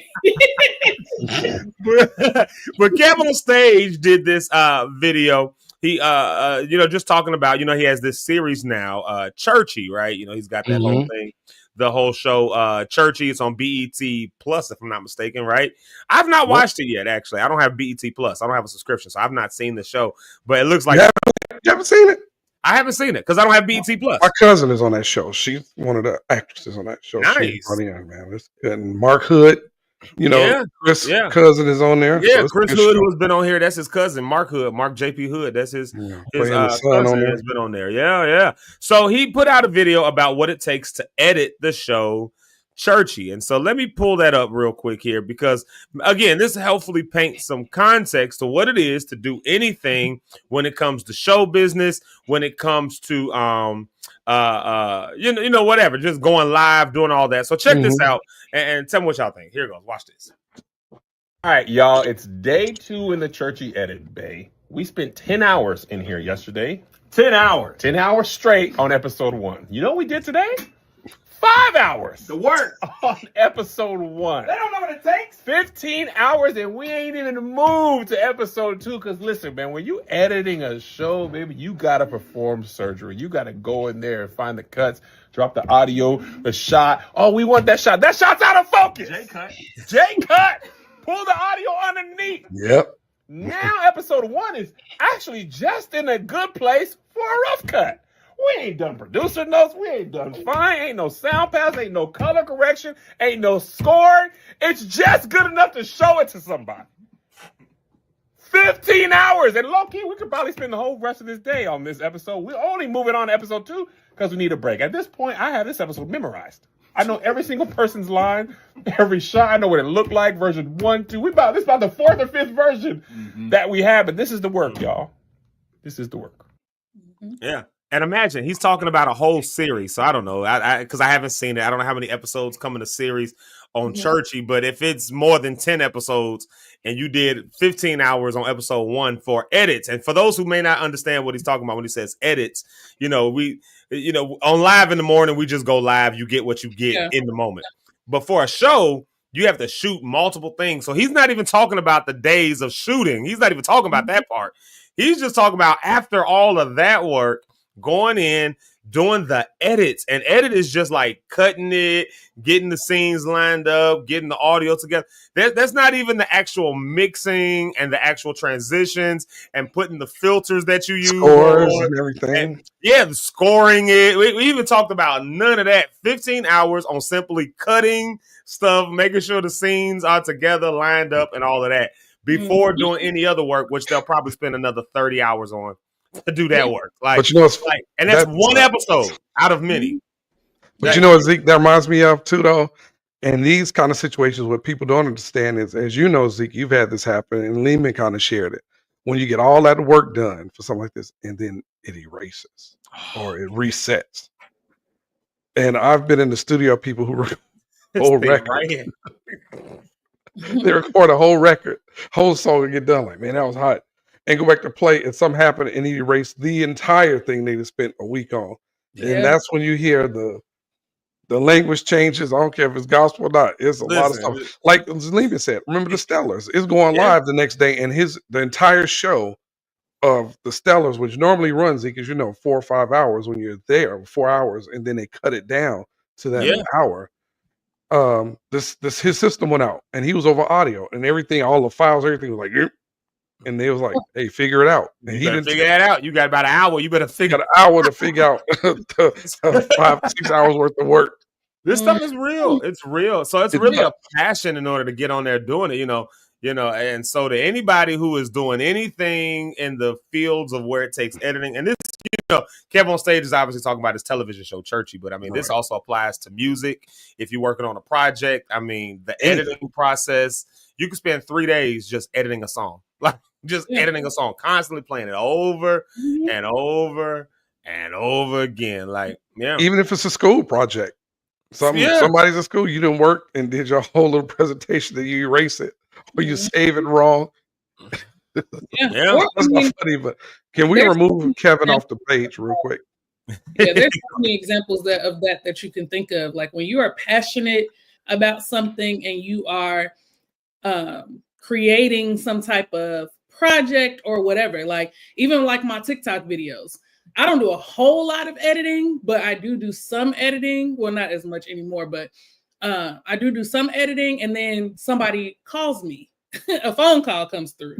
Now everything goes away, or it's just a mess. But when you're passionate about something, like just keep pushing. Like expect the days where things aren't gonna go right. Expect the Wednesday mornings. I'll just label it like that. Expect the Wednesday mornings. The Wednesday mornings are going to come, but keep pushing, because after Wednesday is Thursday, and Thursday is much better. So the Wednesday mornings will come, but the Thursdays is what you know what that reminds me of, Zeke, too, is the Texture of a Man tour. And how, remember, everybody got to Atlanta, because I flew into Atlanta. You guys were already there. And how all that money in production was put in. I remember we got to that city, and the promoter's like, "Oh, they canceled the next 2 cities, remember?"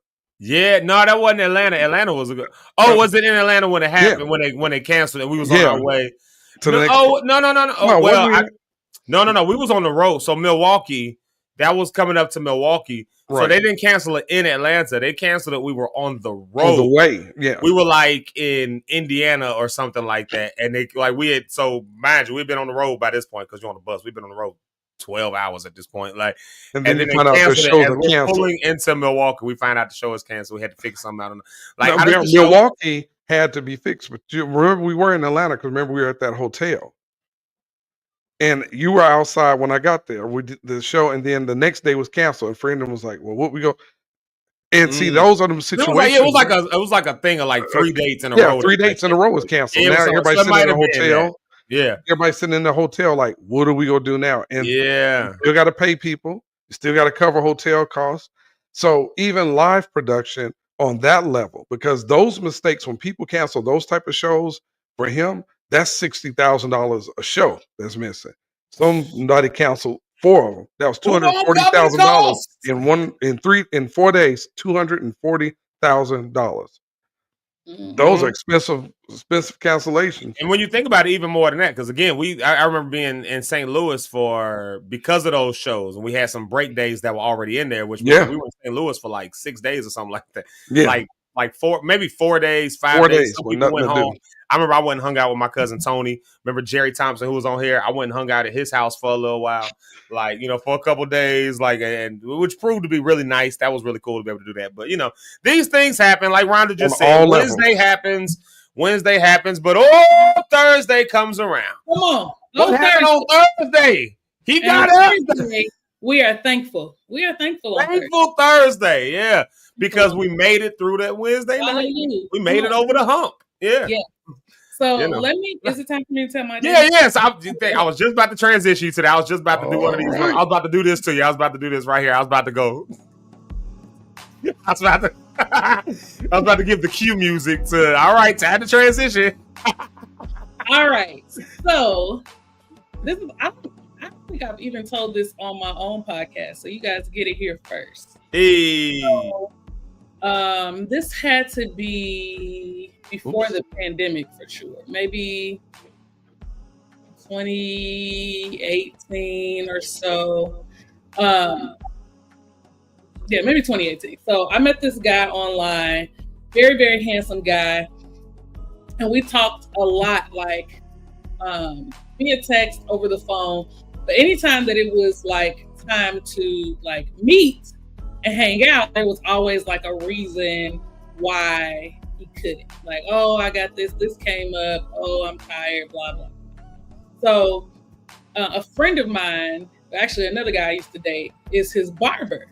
And so I asked him, like, what's up with, I know you know him because you posted him on your page because you cut his hair. Like, what's up with him? And he like, yeah, Rhonda, I don't, I know you. I don't think that this is the type of guy that you like. I'm like, but no, I mean, we have great conversation, blah, blah, blah. And he's like, nah, especially because he's flaky, whatever. So I'm like, okay, cool. So it kind of like fizzled, like we stopped talking and no hard feelings. There was no like, cut and dry into it. Just kind of fizzled because we could never like link up. And so maybe I even want to say like a year or so later, I was at one of my campuses and I was sitting in the car because I have to sometimes decompress. Depending on what's going on inside the school, I have to like sit in my car, pray, do a little meditation, get myself together, cover myself with the blood and all of that before I go in. And so I see the guy walking his dog, just so happened, walking his dog in the area where my school is. And so I'm looking, because this person has like very distinct features. They have red hair, they have freckles. So you don't see a lot of people who like look like black, black guy.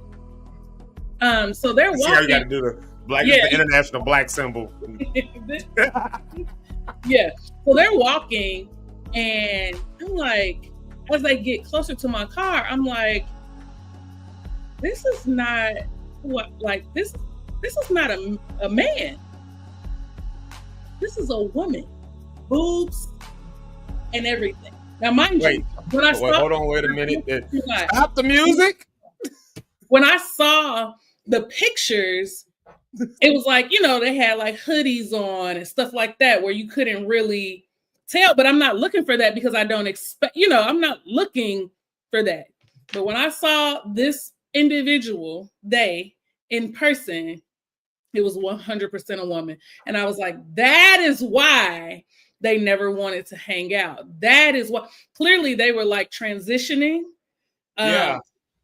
And that is why they never wanted to like hang out or get together. And I couldn't understand it because we had great conversation. It never was like sexual conversation, but it was like, very, very engaging conversation. And child, I said, oh, thank God he covered me because definitely 100% a catfish. And people are who they are. He identifies as male, but you need to be forthcoming about stuff like that. I don't think that it's I don't think it's fair if you know that you are talking to or engaging someone who is heterosexual, even if you identify as something different. If you were born a female, but now you identify as male, that's fine. But I feel like you should share that personally. Yeah. And I know people have it's a big deal. Opinions like, well, I don't have to tell you. Like I feel like if you are trying out for the basketball team and you're an amputee, you should probably say that. You know what I'm saying? You should say like, I'm trying out, but I'm actually missing part of my leg, so it may be a little bit difficult. And they shouldn't discriminate against you. I'm not saying that, but like you need your legs to run. So if you don't have both of them, it may pose a problem. So I just feel like people should be way more forthcoming with things like that. So yeah, that was my experience. Of course, I didn't say anything because I don't even know if they would have remembered me, but I definitely remember them because, like I said, they have very distinct features. Yeah. And, you're gonna notice somebody who's like light skinned with freckles and red, like beautiful hair, especially a black person. Yeah. Those little features that are not super common. Yeah. And I never said anything to the guy that used to cut his hair. And I feel like maybe that's why he was like, nah, Rhonda, like, they not really your type, da-da-da-da. I didn't see it like that. Like, of course, that's not where my mind went. I'm just like, oh, you cock blocking because you want me back. Well, I mean, you can't cock block a cock that ain't there. So I don't... Yeah, I mean, well, I'm not making light of nobody. I'm just saying I ain't making light of nobody's journey. What they do is what they do. By all means. But still, that's crazy work because that is one of those things. So, oh my God, in today's world, maybe this is a good question to pose.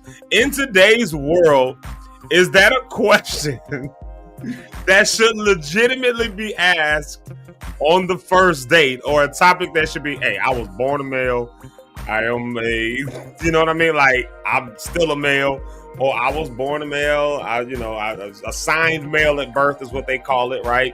Or assigned female at birth, AMOB, AFOB, right? But now I've transitioned and all that because they out here dating, and as they need love too. At the end of the day, I won't deny nobody love. But what I will say though is that if that ain't my bag, now you done brought me into it all of a sudden, and I didn't ask for that. Like, is that a legitimate question that should be asked at this point? You know what I mean? Like, in today's world. Yeah,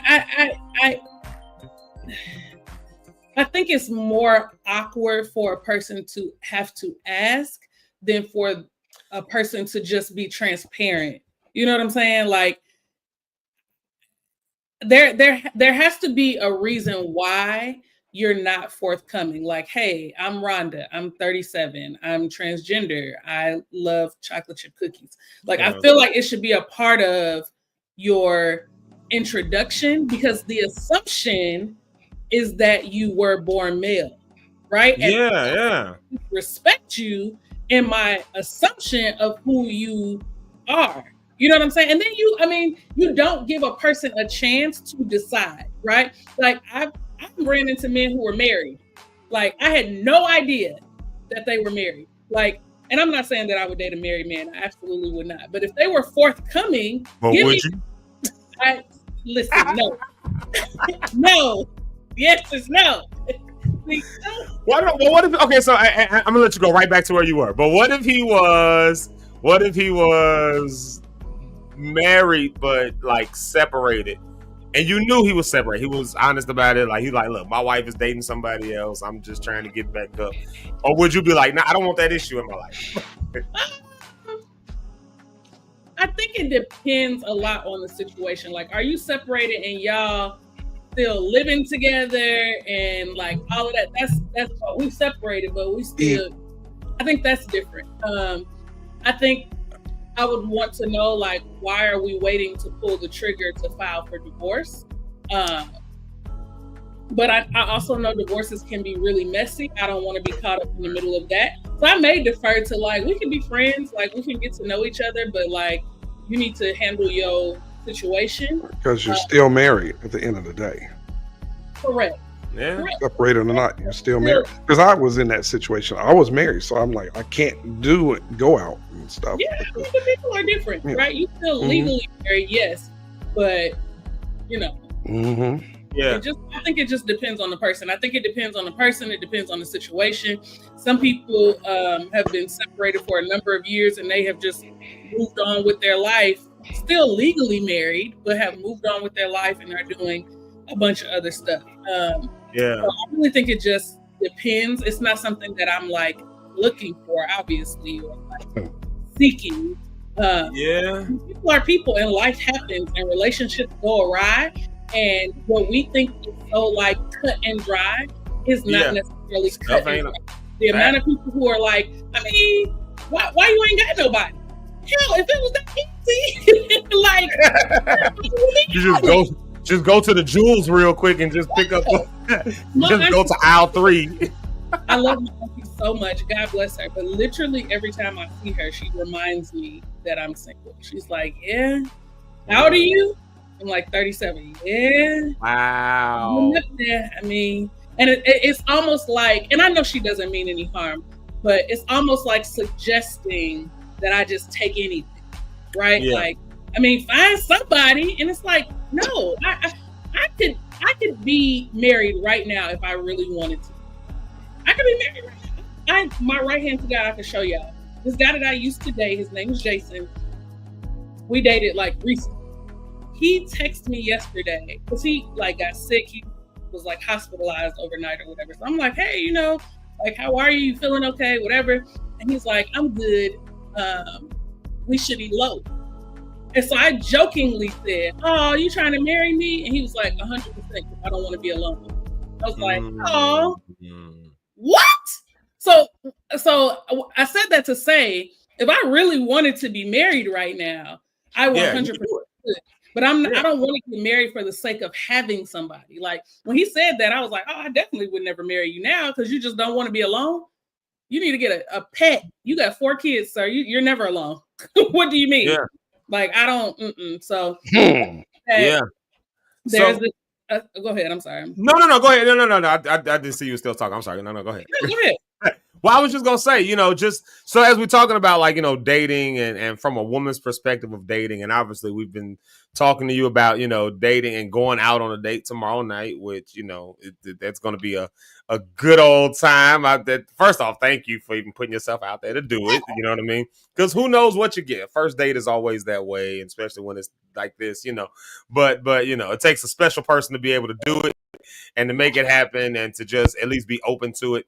But here's the other side of this. You know, we're talking about women dating, single women trying to date, and all these weird things that happen. Like, so you just told us some crazy stories. For instance, somebody is out there that was a female talking to you and you thought you were dating a male, and now you got to like be worried about it in today's world of, you know, are you born male at birth, which obviously has certain implications. If I want a child with my husband, well, that's just a thing that a transgender person cannot give me. That's just, they cannot give me a seed.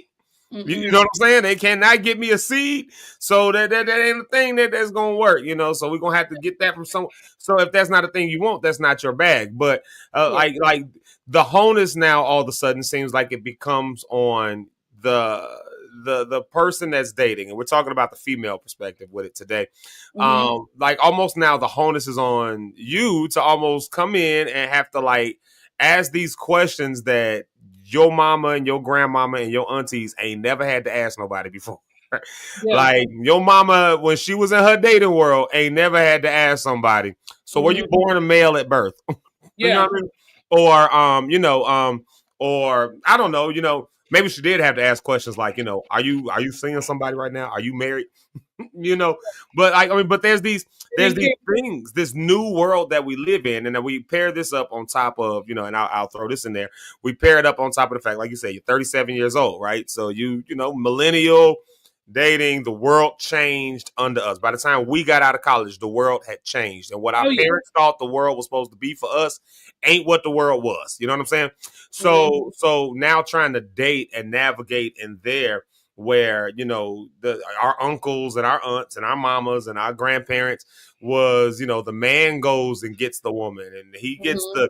it's a whole thing, because of course the man is the one with the money. So yeah, of course he's gonna pay for the date, of course. But now we live in a world where women can ask a man on a date and pay for the date and do all the stuff just Yeah. like that, just as well. The world changed. How do you feel about that? I'm really curious in your opinion about this. Like, how do you feel about that? Because again, in 20 years time, we watched it change. But when you were in college and you were first dating and getting into the workforce, the world was one thing. And here we are 20 years or so removed from that. And the world is very different, and you're still dating. So you've seen it all the way across the spectrum. Yeah. How have things changed for the female in that sense? And I'm just gonna pop Rich on the stage so he can hear this conversation too. I'm not doing no special introductions today. Y'all know we man Holmes. There's Rich Holmes. There he is. Hey. That's So not Rich Holmes. I think that what I've learned about dating is that men, in a lot of cases, I feel like sometimes they talk out of both sides of their mouth. Now, hear me out. There are men who are like, no, I think a woman should go after what she wants, and she should, if she's interested, she should say something, blah, blah, blah. But on the other hand, it's like, well, don't be aggressive. I don't want no aggressive woman. And that word is a huge trigger for me, because it's like, I am going to go after what I want. It's not my intention to be aggressive, but if I like you, I'm gonna be like, hey, you are so handsome. You have such a beautiful smile. So whatever, like, are you seeing someone? I'll go there, because I don't mind. And what are you gonna say? I'm seeing somebody. Okay, well, Right. meet you. Listen to Rondo on the Rocks podcast. Like that's always gonna be my default. Like, you like podcasts? You have to like me. Do you like podcasts? Like, so I don't always know what to do, because I feel like a lot of times men are not clear on should a woman approach you. Like, every man is not the traditional man anymore. They just aren't. You know what I mean? I've seen posts and things on social media where men are like, oh, women expect flowers on the first date. Why don't you bring flowers? Bring me flowers. I went on a date last summer, and I bought the guy. I knew he really, really liked cigars. And so I bought him 2 cigars and brought it to the date. That's a dope gift. Stuff like that. Yeah, because I knew first date? The first date. Yeah. Wow. Oh, yeah. How you First do date. it? Something that we had talked about. It was something that I knew that he really liked. And you're taking me out paying for, because we went to lunch, we went to a cigar bar, we had drinks. So it was like a extended date. I don't see anything wrong with, like, that's a vibe. Yeah, bringing him 2 cigars, and they weren't like super expensive. He told me the name of some cigars that he liked. I think they were maybe $5 a piece or something like that, $6. So I didn't even spend $20, and I just thought it was a nice gesture. Would I do that on every date? Probably not. More than likely not.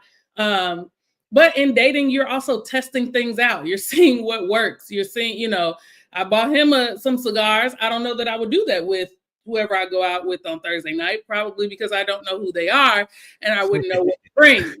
Yeah, no, but you wouldn't have to do that for Thursday. Thursday is just a vibe. It's just like we said, we ain't trying to marry you off on Thursday, you know. So I mean, it is. If it ain't, it ain't. Yeah, I feel like dating changes more frequently and more rapidly now than it did even when we got out of college. Like we got out of college, it was like pretty stable for like from I don't know, when did I leave school? 2006 to probably like dang 2006. God dog, you don't play. 2006 to probably like 2012, I say it kind of remained the same. Then it kind of changed. The pandemic changed everything. It literally took the world and flipped it upside down. And so I think people did a lot more like creative dating during the pandemic because you really had no choice, right? You couldn't go anywhere. So you had to be super creative. You had to be super. Yes, cigars. What's wrong with cigars? He likes cigars. Yeah. I think Jonathan Jordan likes cigars. Actually, I think he's a cigar liker. So I think that was a cool vibe that you had cigars. I think I think it was something really nice. You know, it was pretty cool. Well, it's thoughtful. I think you know what, and not to cut you where you were right there. You know, I didn't mean for that comment to throw you off, but can't for now. Thanks, Zeke. Stopped it right. But you did something that, you know, just to address it. You did something on that date that all women say they want. A man who just is thoughtful enough to know something I like. That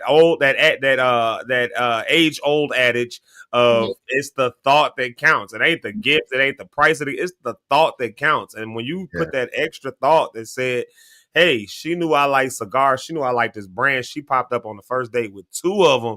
That's like, yo, like that right there makes somebody's head go, oh, snap. Like this is somebody who's thoughtful, like right off the gate, you know. Same way I think, and maybe you can correct me if I'm wrong, but I think I've heard women say that's what they want from guys. I don't know what I want. And just do that. I think that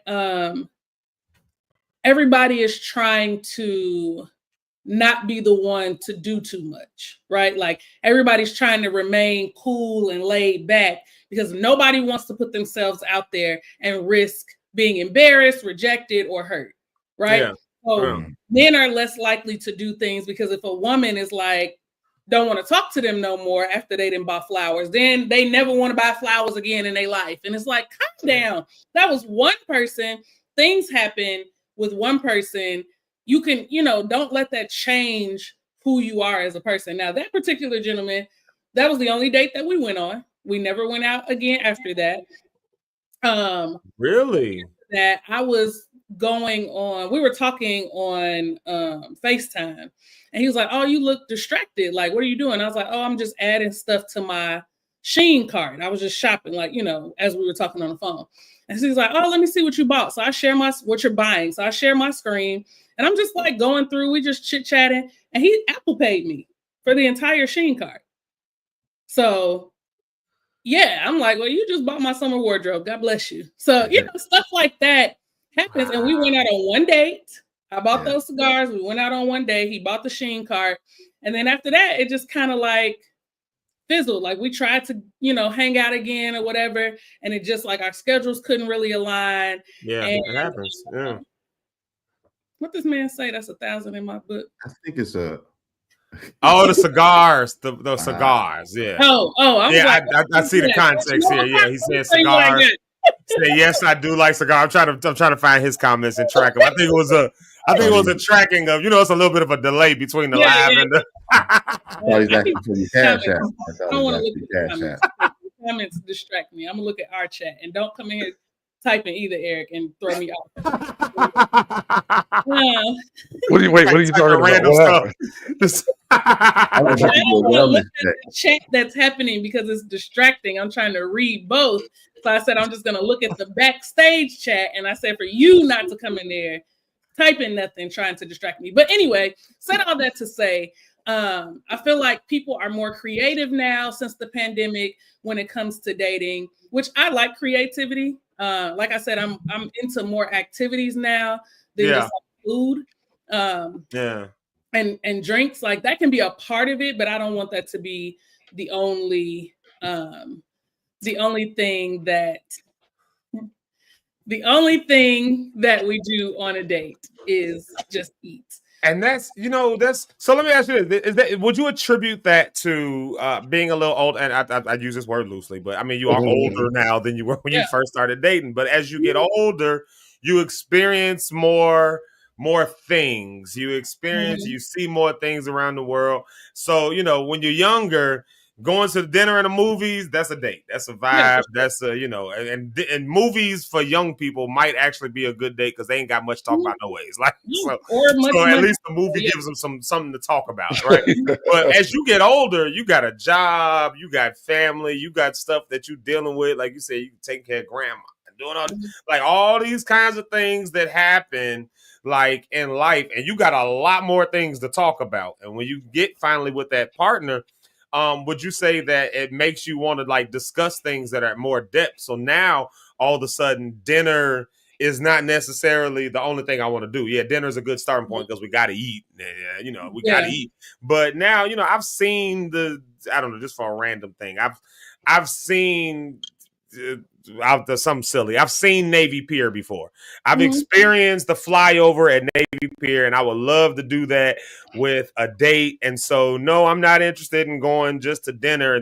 No, I want to go have an experience. I want to go and experience this thing with you because I've seen more in life. Has that been kind of your story? Like seen more, so now going on dates, I want to do more as opposed to the bare bones minimums. Yeah, I also kind of just want to get to the point more so now. Like, what is it that we're going to do? Like, let's figure out if we like each other enough to go out again, and let's see how our communication is.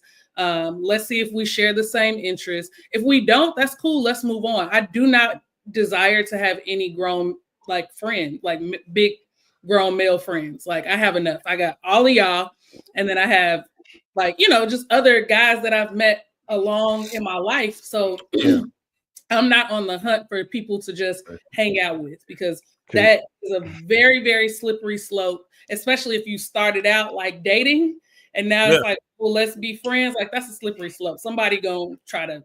I have a question. So, yeah. What did you say a minute ago? You said that you want to get to the point on the first date. Yeah. Like, you don't know enough to really, do you? I want to know enough to know if I'm going out with you on another date. Yeah, I can see that. Okay. Yeah. I would be the same way. I'm going to marry you, but people know very early on if they are actually interested in a person. I agree with that. We like shy away from that because we give people so many excuses. Oh, well, well, maybe, and well, maybe. Well, no, like, pretty early on if you want to continue engaging with a person or not. And this is not to be like a hard ass or not to, give people grace, because we give people a lot of grace, and I think sometimes too much grace. Yeah. If you know that you don't want to date somebody with kids, don't go out with someone who has children. I agree with that. That's good. Why are you even wasting your time or their time saying, well, the kids are older, so they're not really kids, but you don't want to date someone with children, period. Yeah, if you know that. Someone who drinks, but y'all go to a bar on a first date. Why are you doing that?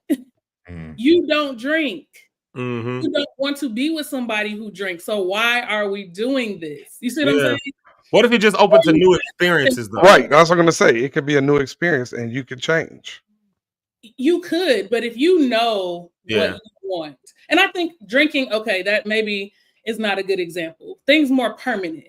Somebody who's been married before, somebody who has children, somebody who has a disability. Like, if you know you don't want to date someone who has a disability, why are you going out with someone who has a disability, like a physical disability, if you know that's not your vibe? Yeah, you want to run marathons and you can't. You like to run marathons, they can't run with you. Yeah. And I'm not trying to be an asshole, but but it's a real thing. It's a real thing, and people shy away from talking about that. And that is why people get into these relationships and they're so miserable and unhappy, and then they're cheating, and the next thing you know, you got a side chick on your hands. You know what I'm saying? You side chicking for somebody because that's who you actually like. You actually like the guy with money who doesn't have a disability, who does not have kids, who hasn't been married before. Now you over there like, I'll take whatever I can get from him because what I got over here is not what I really want. You know what I'm saying? And I think there is a huge rise, maybe since the pandemic, maybe, I don't know, longer than that, a huge rise in side chicks and side niggas. Like, it ain't just the chicks. They just be willing to be on the side too. Plenty of them, especially if they getting some butt out of it. When that ass gets to turning up, oh yeah, they don't mind. They'll be whatever you want them to be. Wow. I'm just being real. No, but this is true. This is whatever true. you want to be. And this is a woman's perspective. And can't none of y'all tell me about a woman's perspective. This is a woman's perspective. Men will do a whole lot for sex. A whole. We'll get on airplanes and cross. Hello, I will cross the ocean for you. Like literally. Yeah. Yes. You know, he don't think so. He don't think so. No. I get what she's saying. You don't think so? You don't. You No. I know. I'm agreeing with her on that point. Oh, gotcha. It was. I kind of disagree. Really? I kind of disagree with the other. I mean, I agree, but then at the same time, like you said, I guess people change. Like, I think it's hypocritical for a person. I'm not saying you and I guess it's still their preference. If someone, and we'll get back to the side situation, but I've heard women with children say, "Oh, I don't want to date any man with kids," but you got some. To me, that's hypocritical to me. You want somebody to accept? No, this is why you want me to accept all that you have, but I can't have it. That's but maybe selfish. you don't mind. Maybe you don't mind people with children. Maybe she does, right? Like, but how? And you have them. Because I have to put up with your children. I know my kids, and I only want to be bothered and deal with my children. Keywords. I'll tell you this right now. I will not seriously date a man who has a dog. And people think that I'm crazy when I say that. A dog. Really? Do you have one? Yes. But power does not get along with other. Hear me out. I'm listening. Power is spoiled.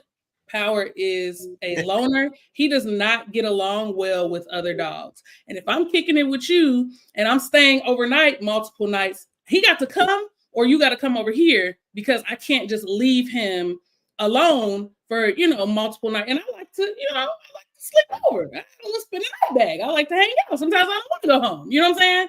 Yeah. So, but if you have a dog, it may cause a conflict because my dog may not get along with your dog. And if something happens to Power, now, Well, can't they be put at a kennel for when you're dating? Yeah.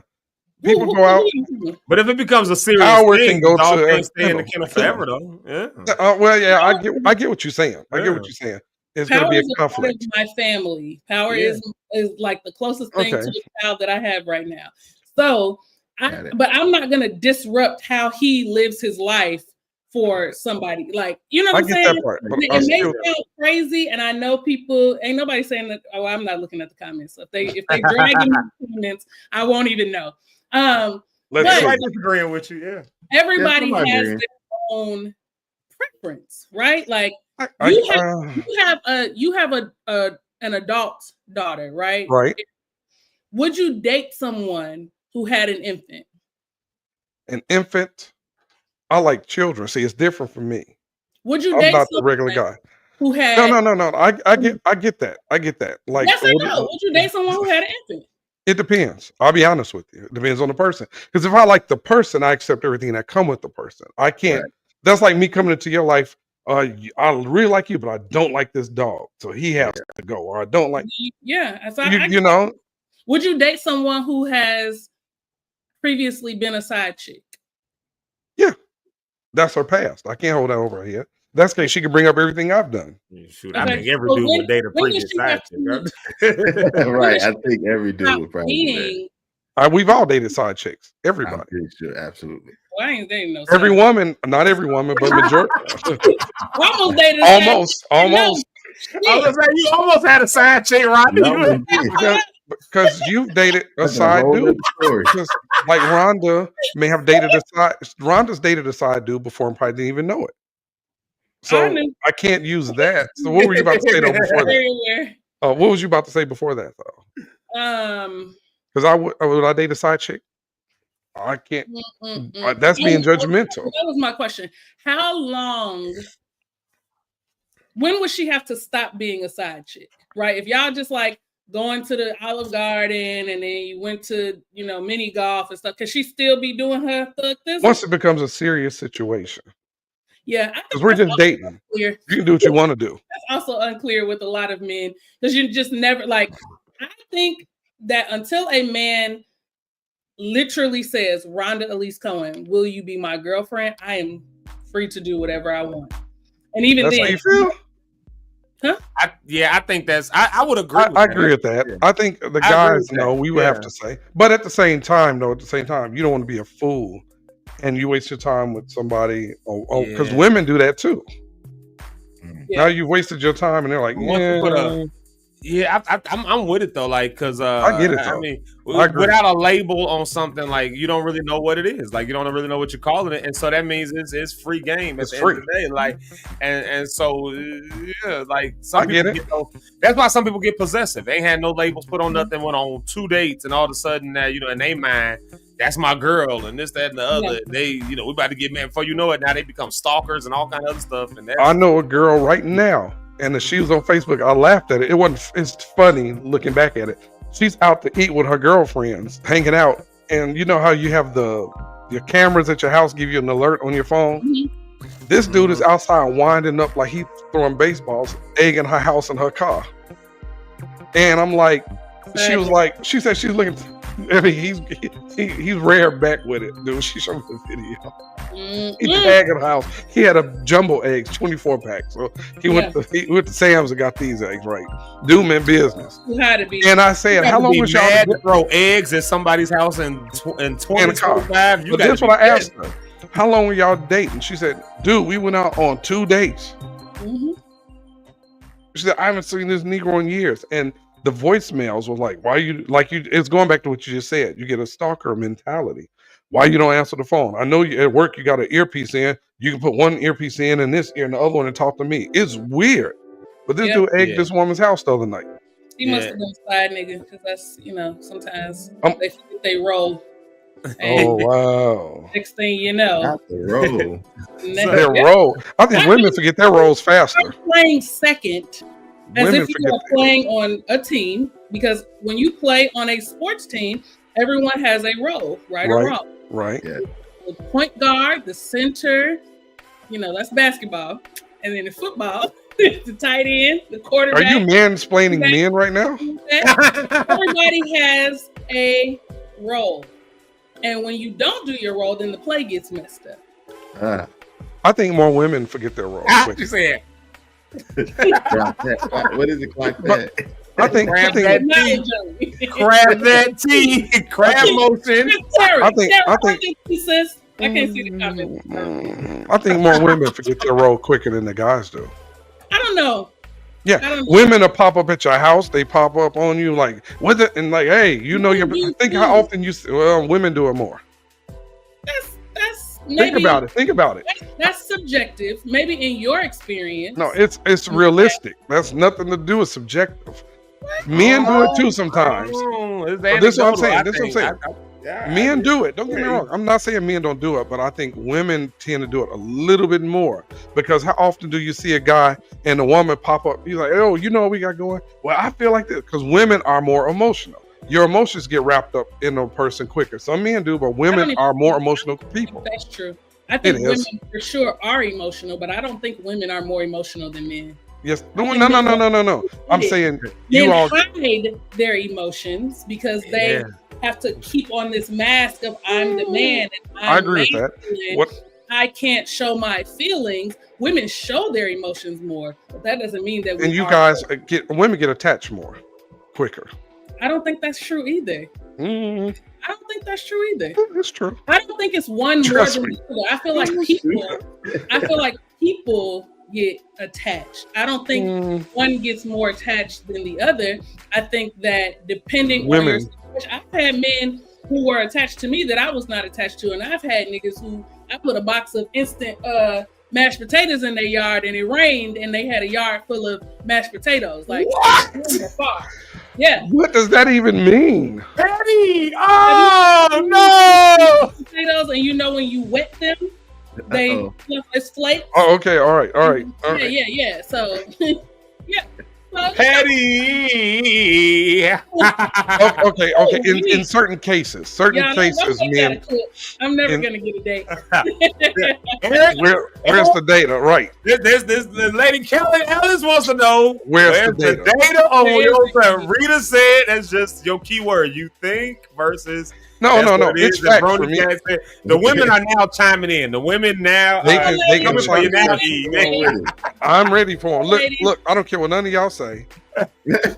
Women are more led more by their emotions than men. Men are emotional too, but women are more emotionally led. This is why I say that.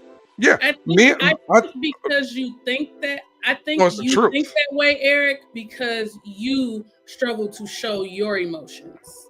I think that's why you think that way. I think that because you are constantly working to hide your emotions and not be vulnerable and show people who you really are, then you believe that women are more emotional.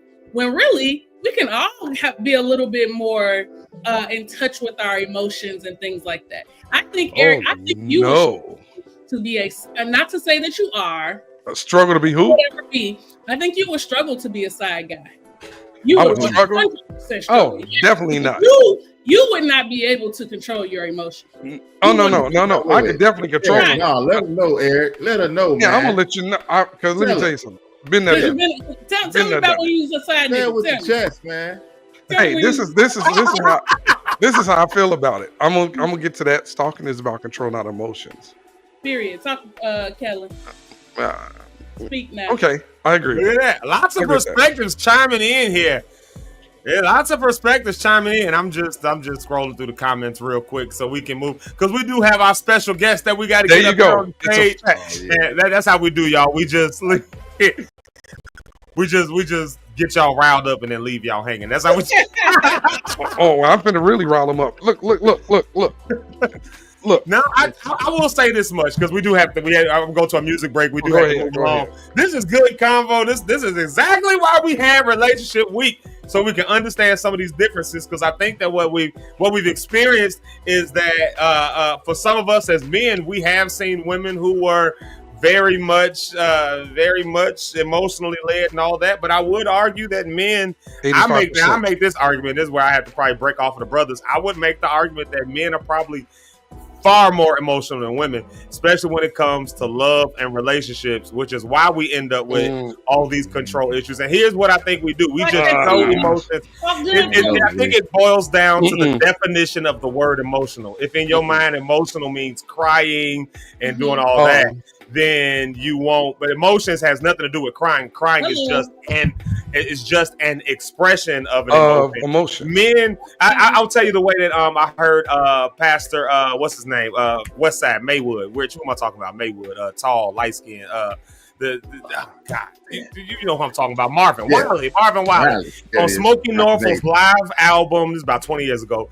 He said on there, you claim you're not emotional. He said, yeah, you emotional. Let somebody cut you off in traffic. You going, what the you doing? That's emotions rising up. So men show emotion a lot more in things like anger and all those kinds of areas. For those areas, but as far as but that's still emotional. And those things end up popping up in ways where men end up becoming abusive. They end up becoming possessive. They end up becoming all. I think women are more possessive. Yeah, they could be possessive. I think people in general, and I think it's what Rhonda was saying, people in extremely general possessive. But this is why, if I can leave it here so we can go to a music break and bring women can't let stuff go. Men can't either though. I mean, I know men right now who ain't dated a chick in 15 years and they still trying to get in them draws. But how many women we know still hanging out with the ex's family? Get out of here. You're not a part of the family That's no on more. the ex. Yeah, but I think that's a people How thing many more than a cousins men are and women inviting thing. the ex in? Like, come on now. She need to have the mindset to say, I'm not a part of that family. Why do I keep want to go around And where the I'm not family wanted also by needs the to have person? the mindset to say, this is not a one-sided thing. You want to put it all It's on one-sided. when people are being invited in. This is Fine, why it's let one-sided. people say This is why it's one-sided. Where's I have the ability to say, I'm not going. That's my ex's house. I'm not going. They're not having a gun to my head to show up. I don't care who invites me. I'm not going. It's common sense. I'm not supposed to be you there. weren't invited. Maybe you weren't invited, and maybe that's No. I'm invited, but for me, it's like, why would I go over there if she don't want me there? I don't want to be there. It's not about her family. I wasn't with her family. I was with her. So if the person I was with and I aren't involved in your dating, they shouldn't be. Okay. Well, you date in solo, so I don't know how you date. I could not imagine. All right, Zeke, music, is that where we're going now? Yeah, we got to move on, y'all. We got to get on to this music break. I love what the They conversation. can't handle me, Rich. They can't handle We me. have a special guest that's coming up with us. We've got Miss Shanta Helena. We're going to do just one song here, y'all, because we're a little bit over. But we're going to do just one song this time. And we coming back. We coming right back with our special guest. Tara wants to know, Eric, who hurt you? There it goes. Let's unpack this. There it is. Nobody. I'm a realist. I don't go with what everybody else say. I'll tell you what I'm gonna do. I'm gonna play this song right here since we're talking about love and all these things, and we're gonna dive into this conversation around being single now what, and the conversation of side chicks winning, because we have special author that's gonna be here with us to talk about all that stuff. But let's take a decompression break. Plus, I'm still pissed off at StreamYard this morning. See, my emotions getting in the way. I'm still mad at StreamYard. I ain't quite got over it, y'all. I just be honest with you, I ain't got over it. So let's see here. I'm gonna play, since we're talking about love, I'm gonna play my cousin, Burning Bridges. I just like that song. I need a vibe. Here we go, Burning Bridges, and we coming right back with our special guest. Y'all, the conversation is good. Y'all keep blowing up the comments. Tell us what you think.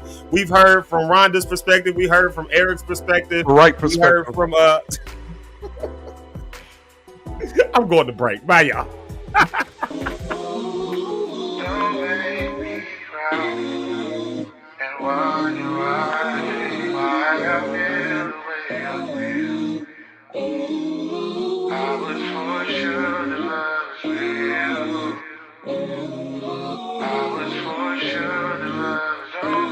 You make me wonder why I even lost you. You had me shedding tears like a faucet. I'm scared to fall in love cause it costs you. You can feel the pain going through my pulse. You got me out here changing and out. You taking up a space in my heart. Sometimes thinking about the past give me nausea. Sometimes thinking about the past also. Lately I'm approaching the future with some caution. Really had me believing I was yours. Breaking my heart in pieces, broke yours. Are you sure that's what you wanna do? You can only pick one side. I guess you done chose. Made you number one, you didn't cross me too. One time is enough for me to cut you loose. Try to take your word, I ain't need no proof. But now that bridge is burned, I'd rather live and learn than live without the truth. Really had me believing I was yours. Breaking my heart in pieces, broke yours. Really had me believing I was yours. Breaking my heart in pieces, broke yours.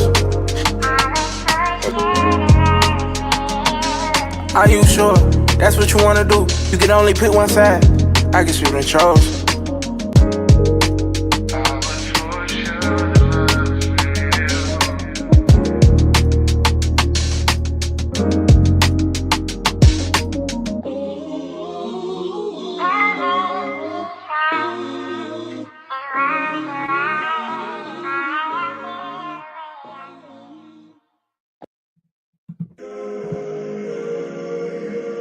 Well, we're back. We're back. How do I get this off the stage? Get this thing off the stage. There you go. And we're back, y'all. We're back. Hey, y'all, thank y'all so much for locking in with us on today. We've got a special guest that's here with us. But before we bring her up to the stage and I get everybody back up on the stage with me, y'all do me a favor. Please, please, please make sure you are subscribed. Zeke Lock. Make sure you're following. Make sure you're doing all that stuff. Even when we not having a good day with the StreamYards, we still having a good day with the content because it is a great way to start your day. And we've been blowing the content up on today. It's been good conversation. But now we about to bring somebody. We about to bring somebody to the stage. Before I bring her up real quick, let me do this. Let me get everybody else to the stage. Let's get, there we are. Miss Rhonda on the rocks. Rhonda on the, I said we was auctioning Rhonda off, so I might call her Rhonda on the blocks. But she said y'all really hate about auctioning me off. But we're not doing that. We not auctioning her off. We are choosing. So there it is. Because me and Rich still got this thing. Rhonda had to tell me and Rich, yo, I'm a grown woman now. Y'all cannot big brother me no more. So there it is. But we got Rhonda, we got Eric, we got Rich. But Rich, we got a special guest that's coming up today. She is an author. She is a business owner. She is a podcaster. She is a mom. She is a let me see what else. She is a superstar. She is a superstar. So I'll tell you what, Rich, I already took most of the energy, but you go ahead and introduce Shanti. All right, so I'm bringing it up to the stage. You did a great job. A great homie, a good friend, and she's just an all-around great girl. Y'all give it up for the one and only Shanti Helena. Hey. Welcome, Shanti. Hi, good morning, everyone. How you doing? Thank Good you for morning. having me today. Yeah, absolutely. Thank you for getting up early in the morning and being on with us today. I know Well, when you got a baby, you gotta get up early anyway. So. There you go. I've never had kids, but I've heard that it's not the easiest thing to do in the world. Unless you were raising Zeke Lock, because Zeke Lock, my mother will tell y'all I was the easiest person to ever raise, and I was all rainbows and sunshine my whole life. So, you know, I pray a Zeke Lock type baby over all y'all's lives. There you go. Amen. No, all jokes. Shanti, thank you so much for being with us this morning. Welcome to Zeke Live in the Morning. We appreciate you for getting on here, being here with us. And this conversation, I think, is going to be good. As you can see, Eric and Rhonda done already got us kicked off. They done got the audience pissed off. The ladies in the comments messing with the truth hurts. The ladies mad at Eric and the fellas mad at Rhonda, and we about to have a war going on. Don't be mad at me, baby. I'm just the messenger, okay? Yes. Oh, and to that effect, you the messenger, and you done wrote about it. You done talked about it. You done been vulnerable. And one thing we do over here at Zeke Live in the Morning, we is vulnerable over here. We done put all our emotions on the thing. We argue with each other. We hug each other. We cry sometimes. We do all of that over here. And that's why Rich said, you got to have Shanti on. You got to have, I said, call her up, see if she'll come on. And so we appreciate you. So let's get into it. Let's dive into it. So you wrote a couple of books, and, you know, I was stalking your Amazon and your page and all your stuff, so I can make sure I got, you know, the right info, you know, all that stuff like that. Absolutely. And you got two books that both of them done turn the world upside down, Shanti. You know what? I'm gonna say this. My first book turned the world upside down. So it was rough with some feathers. But if you read the comments on Amazon, they all say the same thing. Don't judge a book by its title. Like, just do not judge it by its title. I purposely did that because, one, I work in marketing and I know how to rough some feathers. It was a strategy behind the title, but the title also still meant something in the book as well. Like I wrote this book in 2018. That's when SZA came out, the side chick wave was out. I was like, I got a story to tell. So, a lot of people always ask me, like, what motivated you to write this book, right? Well, I'm gonna be honest, I was a side chick that I was unaware of, okay? And I talk about that in the book. I talk about there's 3 different type of side chicks. You have the unaware, you have the aware, and you have the combo chick. Baby, I went through all of them, okay? And it was like a very dark space, and I'm just like, I would never want another woman to go through what I went through. So I'm like, I gotta write a book. I gotta put the girls on. I gotta prepare them because baby, these side chicks be out here. There's some side chicks, like when I was a side chick, I honestly did not know I was a side chick at all. I'm not gonna give too much in detail, but I became a combo side chick where now I'm aware, but I'm still there. But it's like years is into it. But eventually I end up with just coming to my senses, like, you know what? It's not worth it, just walk away, Yeah. at the end of the day. But I do drop some good gems in the book. I talk about what entice a man. Why do they like side chicks? They like Yeah. fun girls. They like fun girls. They like girls. And there's different types of there's a side chicks, there's a mistress. Like we can go down this rabbit hole all the way down, okay? But Yeah. and then, I like the fun girl, someone who's available and basically whatever the woman is not doing at home, that's what they want, whatever, right? But then I also talk about there are some women that's doing everything at home and the man just still greedy. He's still greedy. He still want to have his cake and eat it too. So there's many reasons on why, from my personal experience and from all the interviews that I did to conduct this book, on why men would, step out on their partner as well. Interesting. Yeah. Let me do this. Let me get the graphic to the book on the stage so the people know what we're talking about. So the book is entitled "Why Side Chicks Winning." I'm gonna put it up. I'm gonna put it up in a different way so it shows up. So you said you did some research on this. There's the book right there. You said you did some research around this. You conducted interviews. You did the whole nine with that. So just out of curiosity, who did you interview? More women? You interviewed more men? Who did you? Or did you kind of do an equal? Balance. It was an equal balance. It was an equal balance. I interviewed some married couples, unmarried couples, people that's in long-term relationships, some people that was single.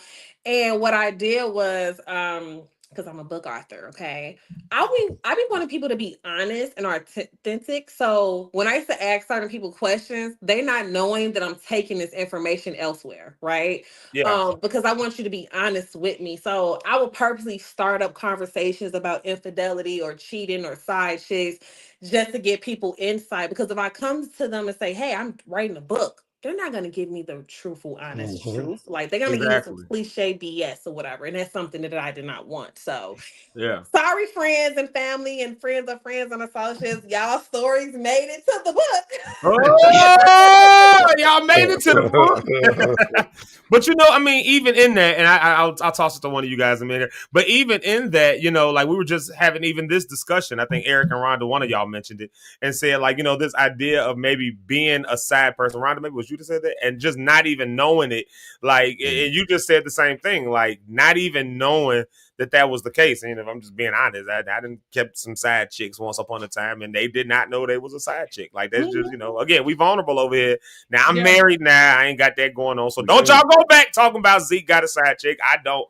I got one wife and she in the other room, like trying to keep me calm because StreamYard is acting up. So I'm good there now. But I mean, to that effect though, have been down that road, have been that I'm gonna use a word here, manipulator. Have been that manipulator to manipulate a woman into thinking that there was something more that could be, when the reality was it didn't end up being that. And so, like, when you were in that experience, is that what you experienced? That you had like you thought that you was all in, you thought that it was going to be something, baby, only to find out. Man was available, baby, he was available. Okay. Mm-hmm. He was available. And that's how I found out about him being married. His own How? What happened? His own best friend told me. His homeboy told me. The bro. Homie. That's a whole nother subject for another day. Yikes. But is that a breaking bro code, y'all? Is that a breaking the bro code though, or break your face code? That's what that is. So you said what? But when I found out about it, you know how like certain things make sense later on. You be like, you start connecting those dots or whatever. So I'm gonna be transparent. When I first found out about it, I was hurt, whatever. I don't even think I lasted 60 days after. I don't even think 45 days. I was like, I can't do this. Like, I just can't do it. Just walk away. you know, Yeah. and it was cool. You know, it was cool. Like I have nothing bad to say about that individual, a good person. I just felt like he should have allowed me to make that decision myself. Now, Yep. fast forward to later on, they were separated and stuff like that. But I'm like, cool, you should have just said that because now nigga, you motivated me to write. You know what I'm saying? So It's turned into a testimony. I turned my pain into coins. Okay, Pain into profit, baby. Pain into and profit. then on It top ain't of worth it that, if I ain't getting $1. on top of that, Wow. you know, I transitioned my life over to now I'm single. Now what? You know, talking about my single journey as a woman. And I feel like book number 2 is more so men and women can really read that book because we went through the whole phase, the side chicks, right? Now I'm single. I got to refine myself again. What am I going to do? Right. So this is like a testimonial book of what I've been doing during my single season and how I just changed my mindset and everything. But I honestly can say, do not judge my books by its title. Like you have to really read it. Like you have to read it. And I'm not saying it because of me, because I was recently engaged. I broke my engagement off and I had to go back and read that book. I'm single now, what, as a refresher to remind myself, like, you are that woman. You are that chick. Okay. Don't play with me. Okay. Yeah. Been that girl. Still that girl. But love how you talk about. other than that, yes, the side chick book most definitely caught a big wave. I was receiving good backlash back, you know. But at the end, I did get a lot of apologies. You know, I made it to a few group chats and everything. But like I tell the women, it's like, don't you want to know what's going on the other side? Yes, being a side chick is fun. You don't have no worries. You can date many men as you want. You can have lavish gifts. You could do this and do that. But deep down, at the end of the day, they still by themselves. Yep. When it's time to go to bed at night, that bed gonna be cold for the most part, unless you just look up to get yours that night, right? And I'm not promoting to be a side chick. I'm just breaking it down for us women. Like, these are the pros and cons. You know, you sign up for what you want to sign up for. I tell my God, look, baby, you want blonde today, you want black today. I could be whoever you want me to be. Okay. Wow. Like, you got a taste for some short hair? I got you. You want me to dress up like City Girl? I got you. You want me to wear that lingerie in the kitchen? I got you. Like, I'm actually in the process of reading this book called Hope Tactics. I feel like I've heard of that book, actually. I think I heard of that book. And I'm like, he basically said, he was like, if you want to do this and get this man to it, you got to act like a hoe sometime in your relationship. And guess what? I'm gonna be acting like a hoe.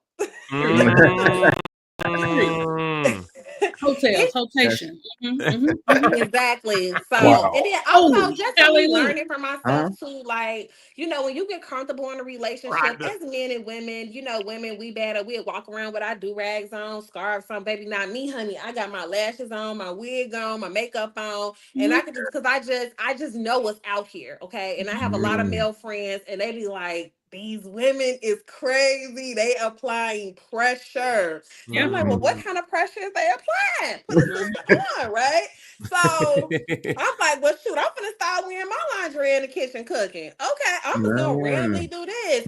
Because this is what they doing, right? This is what they want. So how about you do it in your household when your man ain't gotta go nowhere to do it? But if he still go somewhere and do it, baby, guess what? He just ain't one. Okay. But you know, that's a whole nother subject. That's a whole nother subject. You said a lot. Let's preach to the people. That was good. Yes, indeed. No, I'm just being real. Like, I felt like this. If you want to, the moral of the story of this book is, the side chick is really not winning. I'm gonna be real. They win in certain areas, but at the end of the day, the person that's gonna win is the person who walk away.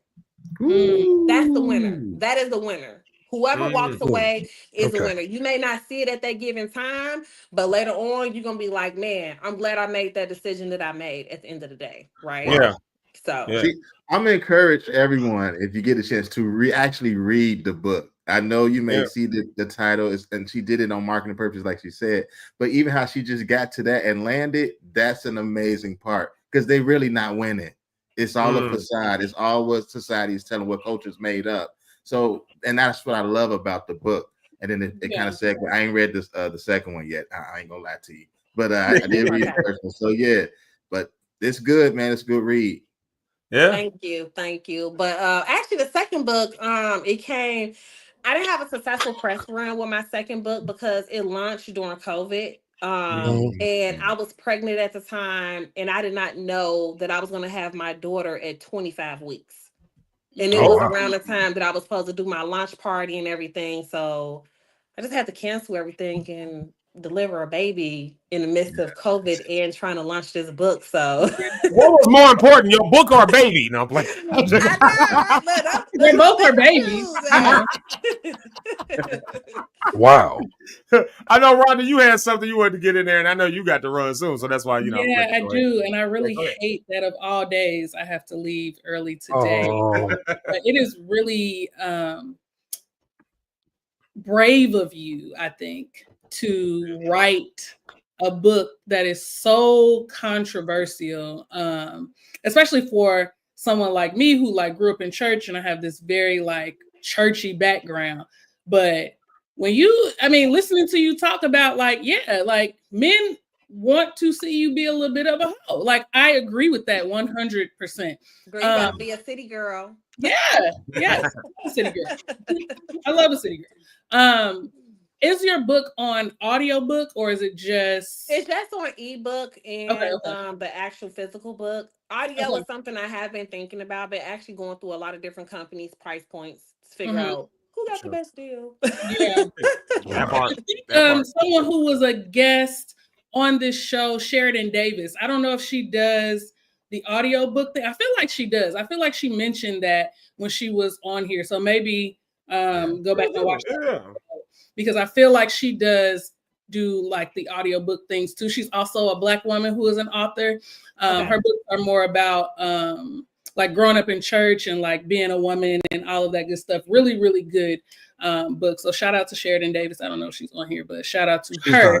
She definitely has a publishing company that you may want to just link up because I know she does the audiobook thing there.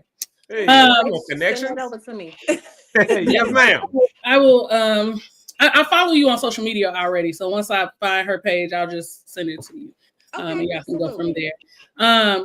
So you talked about like going through a number of emotions when you found out that you were a side chick.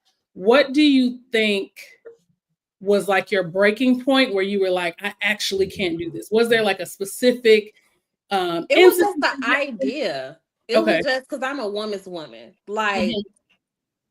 It made me sick to my stomach. Like, you really playing in this lady face. Like, you really playing in this lady face. And if it was that bad, then why you ain't just divorce and just leave, right? Why did you just try to live a double life? You know what I'm saying? Like, it was just the whole idea and the concept. And just me as a human, it's like, I wouldn't want no one to do that to me. For sure. You know, maybe if he would, and I'm gonna keep it a buck with you. If he would have came to me and was like, hey, I'm going through a separation right now. I ain't gonna lie. At the time I was 25, 26. I probably would have entertained it. Okay. Yeah. Because he wasn't living there. It was a lot to that story, whatever. But when you make the decision for me, that's when I have a problem. Yeah. So, and then also to add a little bit off subject, women, y'all can get mad at me, and I argue with women all the time. I would never be a side chick. I would never be a side chick. Every woman has been a side chick. 100%. Every woman has been a side chick. Either I just you are said aware or you're not aware. Every woman has been a side chick. I'm sorry. Even if you were aware and it was only for one day, you were still a side chick, my girl. Exactly. Exactly. So, I get a lot of women like, I would never. And I'm like, girl, look, so you in them shoes, you don't understand. Every woman, because think about it, is everyone really 100% single? No. Everybody got something. And if it ain't us, it doesn't matter. Everybody got something at the end of the day. I'm sorry. Yeah. Now, I'm glad she said that part about every woman has been one, because when I just said that, they jumped on me in the comments. So thank you for saying what I just said. Yes, I definitely said that. I said every woman has been a side chick at one time. Okay. That's exactly what I said. Let me sign out. Shanti, don't run now. For being here. Thank you. You see how men can never let a woman talk. You see how a woman can't just never get her words out without a man trying to interject and say how right he is. Shanti, I'll start over so I can give you your flowers. Thank you so much for being here. Thank you for being so brave to write a book that not only women need to read, but men need to read as well. Thank you for the courage that it took to like put yourself out there and say, you know what, this is my story. I'm going to tell it. A lot of people are not brave enough to do that. So thank you so much for doing that. I am signing out. Life is choice driven. Y'all have the rest of your day. Talk to y'all Now later. she's stealing Richard's lines. Bye. She's stealing my lines. She keeps stealing my lines. All right, Rhonda, you go ahead, Rhonda. Rhonda has to get onto a work thing, so she had to get out of here. But we still got these real jobs. So now I'm going to piggyback on what Rhonda just said. And then, Rich, I'm going to toss it to you because I know you had something. Rhonda just said something that's real good there. Now, y'all, we a little bit of an overtime here, obviously. So, you know, we'll wrap soon here because this is good, man. This is good stuff. This is good. Yeah. I'm going to piggyback on what Rhonda said real quick.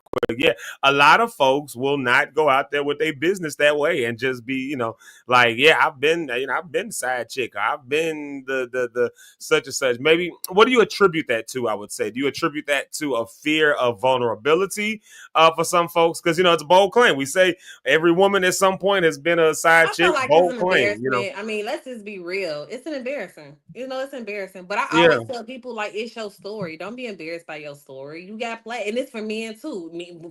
Women we ain't nothing either, okay? We ain't gonna throw the men under the bus because we have our moments too. But at the end of the day, it's like I think it's just an embarrassing thing to just talk about. Do I feel like those conversations held behind closed doors with like a close friend or something? Absolutely, but just to the world, absolutely not. My job know about my book. Yeah. I'm not hiding it. Interesting. Because I know they Google me. Right. You know. Right. Especially in this world today, yeah, they done found it. They know. Exactly. You know. So I just think it's an embarrassment, you know, at the end of the day. And sometimes people do not want to relive that story. It took me some years to get over that situation. It took me some years, but I also had to hold myself accountable too of the red flags and, you know, excuse me, fuck a red flag. Y'all need to start paying attention to yellow flags. Just like a stoplight. It's green, yellow, red. Do not wait to the red flags. If you see get a little driplet or a crumb, that's a yellow flag, baby. Look, it's time to reevaluate. Okay. So what would constitute as a yellow flag? Rich, I'm sorry. I keep saying Rich. You good. Go ahead. I'm genuinely, this is good stuff, man. You helping somebody. Let's say I'm talking to a guy and I'm noticing that every time we plan something out, it never goes as planned and get pushed to another day. And it's like a repeated cycle. That's a yellow flag to me. And then at first I would ignore it, be like, oh, you know, life happens, right? But once I see certain things become a pattern, like, oh, he got something going on. Because you never cannot be available on the day that that's because your wife or woman then penciled something in and you can't tell that, you know, you can't tell her no, right? Because that's wifey, right? So you have to pick and choose. But don't get me wrong, it's some men that will try, you know, but I mean that could be a bad example, but overall, when you notice something become a pattern and you keep brushing on the rug like it's nothing because your heart is not into it, no, you need to pay attention to that. Pay attention to those yellow signs. I'm an advocate for therapy. I go to therapy every week. I've been going to therapy for the last couple of years every week. And that's one thing my therapist told me, like, stop paying attention to red flags.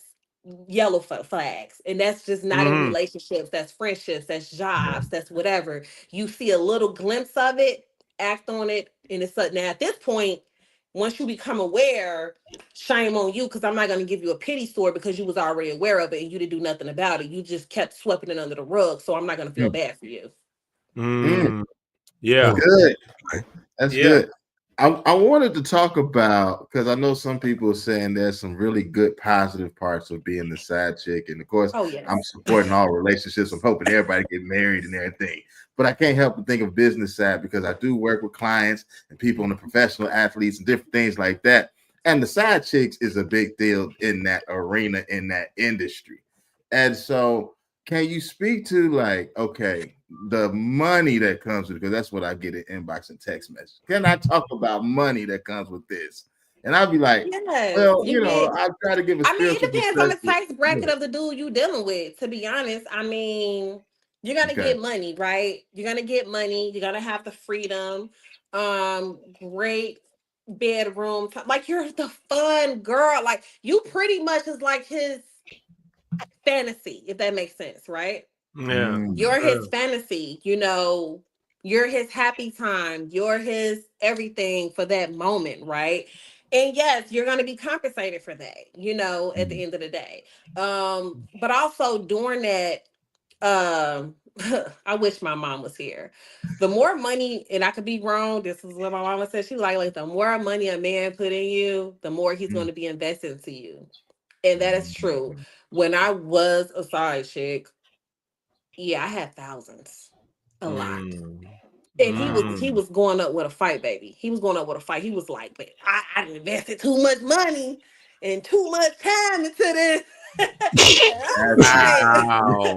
like, But yes, it is not. It's not even all about money at the end of the day. Like, Okay. you get the time. You go on nice, fun dates. It's like being in a relationship with zero problems. No arguments, no fights. It's happy time. It's good. But by me being a side chick that was unaware, like I was still getting all of that. Like I felt that was my relationship at the time in my mind. He was spending the night, the family, like it was no secret. Like it was like, no, first off, I have a clingy type of personality, so it's hard to hide me anyway. So good luck on that. But it's more than money. You know what I'm saying? It's more than money. But women side chicks, they do have the flexibility of dating different men if they want to. Some women I've known that's been side chicks that was loyal side chicks. Gotcha. Oh, it's some loyal side chicks out here. A loyal side chick. That's real.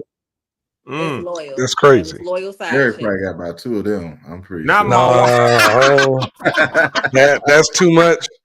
That's too much. I see a comment that said, "If you're a side chick, stack your money and use his." That is true. That most Not definitely- my wife giving side chick but advice. Hold on. Look, but hold on. Not my wife giving side chick advice. What?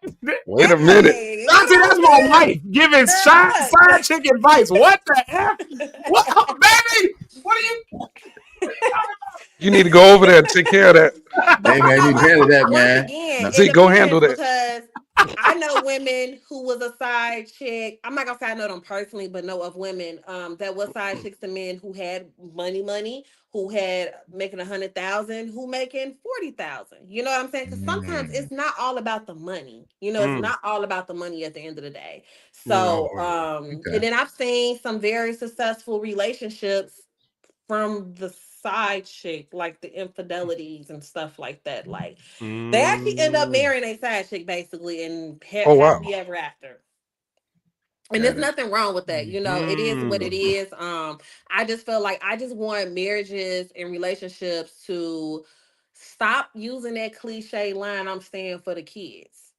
Stop saying that. Stop saying it's cheaper to keep her. Stop it. Not to put my personal business out there, but I was engaged. I put down a significant amount of money on a wedding that never occurred.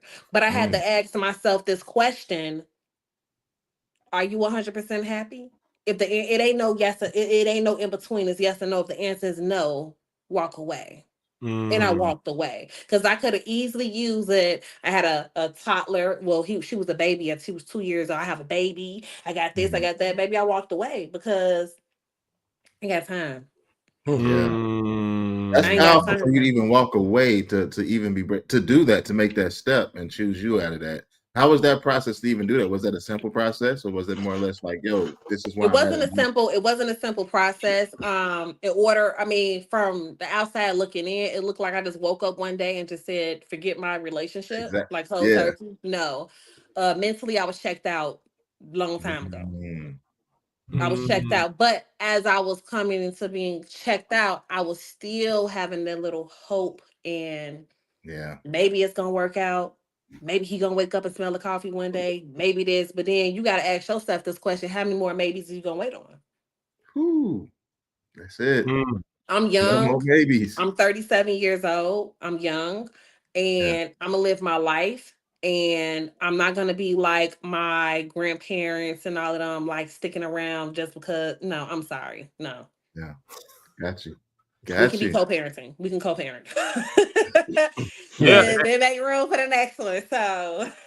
Yeah, and you probably just hit on something right there, like when you say, like the like, because you said this earlier, like the cliche, I'm sticking in this for the kids, or it's just cheaper to keep her. Like at that point, your relationship is literally only about somebody else. I mean, it's your kids, but it's still a relationship now that's lived out for somebody else, or cheaper to keep her, which means that the relationship is lived out for the sake of money at the end of the day. With Exactly. only either one of those two things. Baby, I walked away with a 2-year-old toddler on my hip and some clothes in a garbage bag. Didn't know what my next Wow. move was gonna be. Went to my sister's house, Wow. and I was just sitting there like, "What you gonna do?" Mm. I think I had like 3,000 in my account. They ain't no real money. I started looking for housing. I'm like, "Ooh, houses expensive out here." So I went online like a job app. This is how God works, okay? I'm a real big person on finances, real big on finances. Actually, I talk about that in Why Side Chicks Winning about bossing up your life. Oh, yep. I kind of knew, I didn't know, but the year that me and my ex had departed from each other, I started bossing up my life because it was too many unknown variables that was thrown my way. I worked on my credit, I stacked my money, I did this and did that. When I walked away, I kid you not, I was sitting on my sister on her couch. I said, I'm finna go buy a house. She's like, well, people prepare for that. God got me covered. I went online, did what I did. Within 30 days, I found the house and closed on the house. Everything within 30 days of me leaving my relationship. Let's go. Wow. Tell me I God ain't on had her to. side. Let's I go. had to because, I got a baby. You feel me? Yeah. Yeah. Oh, that's I Like gotta that do what I T. gotta You know, do. crowd oh, motion. that's what that is. I'm like, honestly forgot what that was. Like, what is he doing? That's what I'm like. Like that It's T. the Come on. crab motion. E, we But learned the crab on motion. the Right. outside, it looked like, oh, she just didn't care. She just walked away like cold turkey. She been planning to buy this house. No, I didn't. But Mm. I was working on my credit because you just never know when you need your credit and stuff. I made it over to the 750 club. And I'm like, Yeah. why would I give you $2,500 for rent and I can get $2,500 for a house that's mine? Yeah. Yeah. Yeah. Like So it she's looked like talking I that was real on some boss. shady stuff at the end of my little situation had going on. But it was like, no, I just had to do what I had to do at the end of the day. Don't take it personal. So it is Yeah. what it is. And she's always had this boss mentality. Like we got a chance to work at Chase Bank together years and years and years ago. Oh, I And was so man, she young. was a boss back then when she first got in there. I was like, "What? Come on, you a teller." You all thought she was the manager. You thought she was just running the whole place. So when she gets in there, she knows what she's doing. So, man, just fantastic. I also want to talk about with that on the business perspective, with you, a lady, a female, this boss energy that you have. How important has that been? With establishing business and in the culture and what people have to say towards women in a lot of places, how you able to stand on business and find yourself being successful? You just gotta stay consistent in whatever you do. Whatever you put your mind to, you're gonna have those roadblocks. You're gonna have them haters. You're gonna have the toxic people coming into your life. You gotta block that all out. And that's what I do every day. Don't get me wrong, I'm not perfect. I most definitely break sometimes. Okay. I'm human. Yeah. But the bigger more of the picture is that you gotta stand firm. You gotta stand 10 toes down. You gotta be on your stuff at the end of the day because ain't nobody got you but yourself. It's cool to rely on somebody here and there, but at the end of the day, it's like you gotta do what you gotta do. I think that's one of the things that I probably have to work on too. I hate coming off as that strong black independent woman. This is like, no, nigga, I need help. But I think it's just my dominant personality, and I have that I'm just gonna do it and get it over with, take care of it. So that is something I do need to work on though. But other than that, Yeah. being a boss, being an entrepreneur, being a corporate baddie. I'm a corporate tech baddie. I work in tech or whatever. I wear a lot of many hats. And all I can say Come is on. that I just stay firm. I have affirmations. I have a whiteboard on my wall. I write weekly goals out, like what's taking me to the next level. What do I want to hit? I'm actually in the process of trying to write book number 3. And you just gotta be on it. Hey. Like you just gotta be on it. Like just be on it. Like don't give up. Like sometimes you don't share everything you doing. Don't share Ooh. everything you doing. Like, and that was something I had to work on because I always felt like I don't know what it was. I felt like I need that extra layer of validation for some reason. But it's Yeah. so much in my last situation on a personal side and relationship that I learned from. F everybody. I don't need an extra validation. When I bought my house, no one knew about my house until I posted that picture online. Really? No one. Well, I'm gonna take that back. My sister and my mother and brother. That's it. That's because I needed some money to help me close. but but outside of that, I'm not. You know what I'm saying? No, move in silence. It's okay to move in silence. You know what I'm saying? It's some things that I'm working on right now. No one would not know unless I make a post about it, unless you just find out. Even my dating life, I'm keeping my dating life. Social media just ruined a lot of stuff. You know what I'm saying? Yeah. I got a plan for my next little, you know what I'm saying? Yeah. No. It's gonna go good. And it keep people out your business too. You know what I'm saying? Like, don't get me wrong, I'm not gonna hide who I'm dating, but I'm just not gonna do all that extra because I don't have to prove nothing to nobody. Listen, when me and my wife got married, we didn't tell nobody. I made a post on Facebook the day we decided to get married because we had been dating for a while, and then we decided we're gonna get married. We had some real conversations, some very real conversations, and then from there it was like, all right, bet, let's get married. And we decided to get married like a month later. We eloped, and I made a post on Facebook. I said, so I did a thing. This is when we got engaged. You know, we bought the rings, all that stuff. We went to dinner. I made a post, and I disappeared from Facebook, Instagram, all social media. And when I popped back up, I was married. That's just like.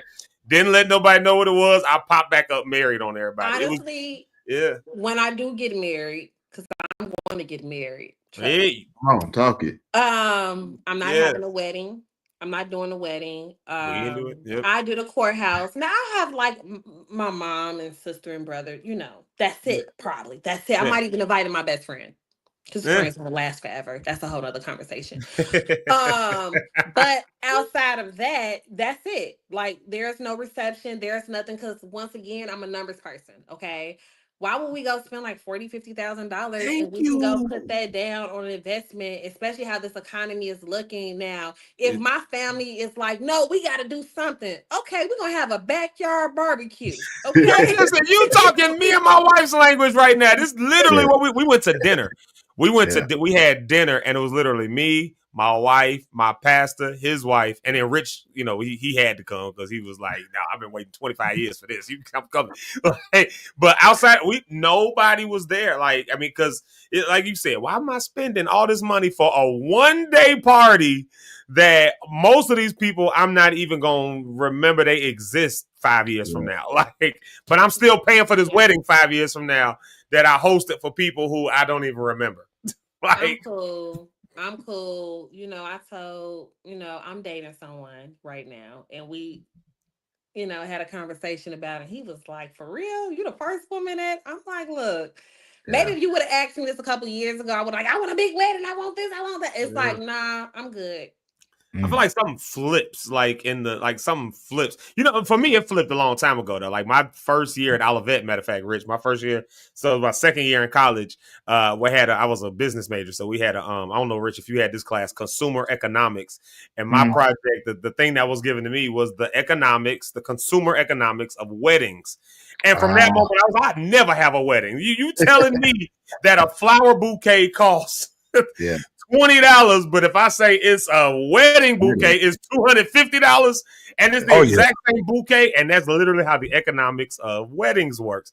Or like in Chicago, you can rent a venue on the weekend for $10,000, but if you say it's for a wedding, well, it's $25,000 now. Like, I mean, like this. That's funny, but it's the truth, man. I'm thinking about like when I marry again, I'm going to do a destination wedding. I want to do something different. Come on, I want to do a destination wedding. That's Now, what we Y'all, we did. gonna get Eric off next. There we go. Now, me and Fun. my guy did talk about that because he was like, "Well, what if a destination?" I'm like, "Look, if we go destination, it's still me and you. We can hire a videographer. I can still get the dress, Yeah. all of that. I just do not have time to deal Mhm. with people. You know, Yeah. I lost a really good friendship doing me planning my wedding 2 years ago, and it was a lot. You know, I don't have time. I don't have the energy, the mindset, because people will fuck around and find out. Yeah. Yeah. Yeah. That's Save what I'm yourself a headache. Just go over abroad, go to Paris, go whatever, you and your partner, and be a city girl, wear your bodysuits, your lace, your thigh highs, and wear your Yes, sir. wigs, the red lipstick, the pumps and all, baby, and have a ball with your husband, okay? And don't Mhm. worry about what nobody else gotta say, and keep that same energy up during the duration of your relationship. I work from home. talking I'm in the house 7 days a week. But best believe I'm looking like this all day. Come on. Hey. Unless I'm Good. sick. But I'm trying to keep myself up because I learned something about myself from my last situation. You know what I'm saying? Yeah. You get too Mm. comfortable, you get too content.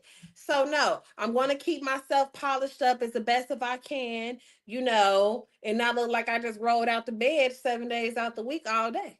Yeah. Mm, Yeah. So good. yeah. And Yeah. I'm dressing like I'm going into the office. Even if I did not have this interview, I would have still been looking like this. And I'm not even on camera today at work. Yeah. Gotcha. Wow. Yeah. Yeah. So Ooh, I know we got a wrap here, y'all, because we do got these real jobs like we alluded to here. But because this conversation is so good, it's so Really good. good. I mean, this is really good. And again, I think you are uncapping something that again is taboo. And especially for a lot of us who watch this, who be here on Zeke Live in the morning. I'm very aware of the audience that we have. Most people that on here either grew up in church, been around church, still go to church, but they got questions. They trying to figure stuff out because they have experienced some of the things you talking about right now, right in church. I'm gonna tell you, every side chick I ever had was a church girl. Every and guess what? I got a story time that a married couple go to the same church and the side Mm, chick is in the church. mm. That's a whole nother conversation for another That day. that's I that's actually more know that right common of a now, conversation. That's more common of a conversation than you believe. Listen, Zeke, I could go down the list and name 7 pastors, 8 bro. pastors, 10 pastors off the I top know of my head somebody right right now. now in that situation. I She's the won't Counselor. do side that, chick but at the church. that's what I'm saying. You peeling the cap off That's of why something you that's a real right. thing, and it don't matter how much people sit here and be this that the church is this that. Okay, the church is a group of people, and people do people stuff, and people stuff sometimes look like this. And And sometimes, just like in sports, we had talked about sports, you need a new voice, you need a new coach to say some of these things, and some voices are not being heard in church from the church angle.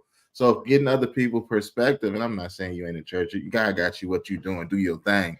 It's just to hear a different person saying it, to hear a different voice say it, just like Eric made the point. I just said this 5 minutes ago, but when you said it, they was like, oh, okay, yeah, I see it. Because there's a new voice, a new perspective that's hearing Right. it. And that's what we love about this community here at Zeke Live. So we appreciate you, Shanti, for Thank you sure. guys. Make sure you guys yeah, follow me this on Instagram. I Just was type just going in to say, tell the Shanti people where they Helena. can find you. Let the people know where they can get you and all You that can stuff. just type in Shanti Helena on Instagram and on Facebook. You will see me. If you go type in Shanti Helena on Amazon, both of my books will come up. I do have a podcast show. It's called S&M Podcast Show. It's me and my co-host Mira. We slightly took a little break. We're doing some restructuring, which Rich, I'm gonna reach out to you for some ideas. But yes, I do have a podcast show called S&M Podcast Show. We just talk about the same thing every day, politics, relationships, and so forth. So yeah, guys, Nice. Well, y'all make sure y'all go and follow Miss Shanti Helena. Y'all go follow her. Thank you. Everywhere. Y'all go make sure to do all the things. Follow her Instagram. And then also make sure y'all check her out on Amazon. The books that she had. Y'all saw the 2 books. Why Side Chicks Winning. And then the other one, I'm Single Now What? So I'm single. Now what? Like y'all I'm go find those single. books. Now what? What do Yeah, I now do? Where what? do I go? And some folks are trying to figure that out. What do I do? Well, here's somebody who has been vulnerable and they've got their perspective. Go and check that out. Go and do that. And then you also have another business. You still got the body snatch situation going on. Snatch bodies. Actually, I'm going to dissolve that business thanks to our president because the cost is not matching. Okay. Oh. So I'll tell you what. Can we have you back to have that conversation? Because you're a business, or you just actually opened up a whole nother door.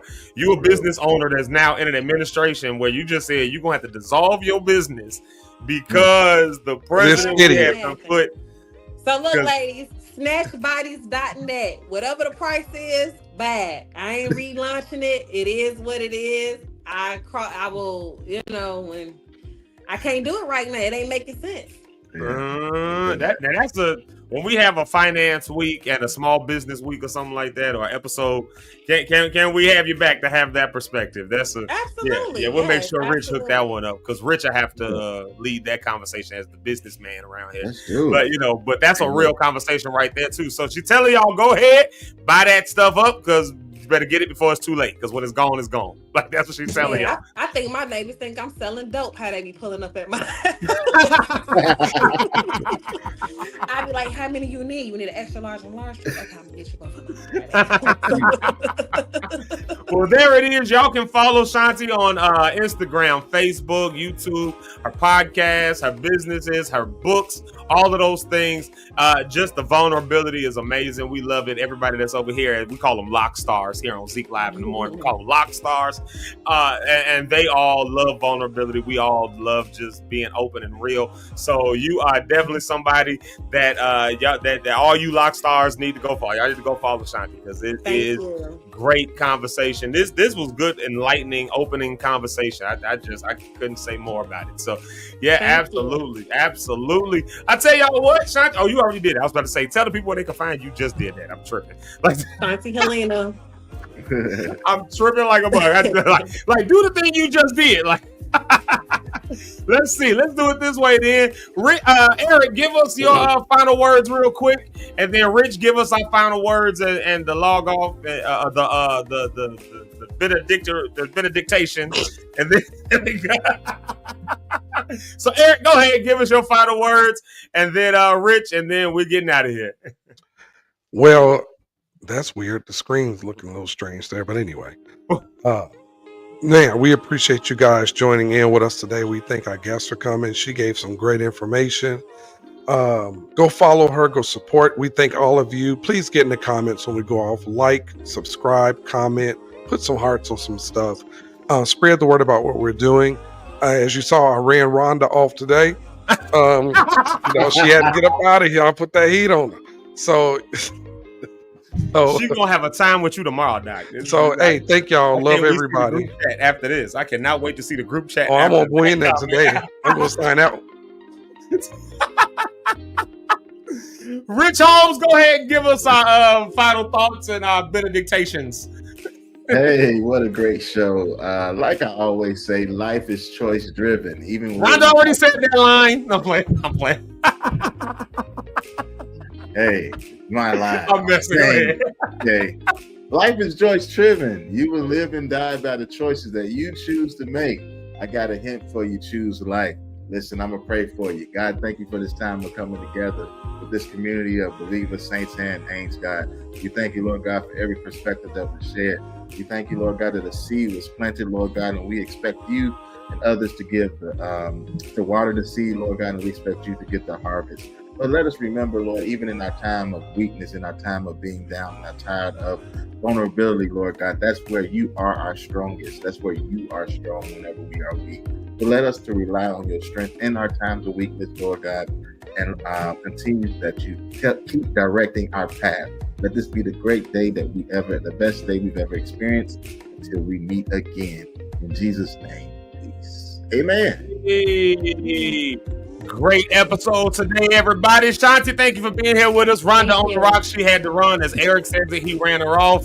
But as Rhonda says it, not at all. I love y'all. Make sure y'all following all the things. Go and follow our special guests. Go follow all the things. 100 people, we doing a live kickback. Make sure y'all remember about May 21st, about that event, all the good things. I love y'all. I appreciate each of y'all. I hope y'all have, as Rich said, the best day that you've ever had. So love y'all. Peace out. Shanti, love you. Bye. Everybody tell people goodbye. Goodbye, Bye. y'all.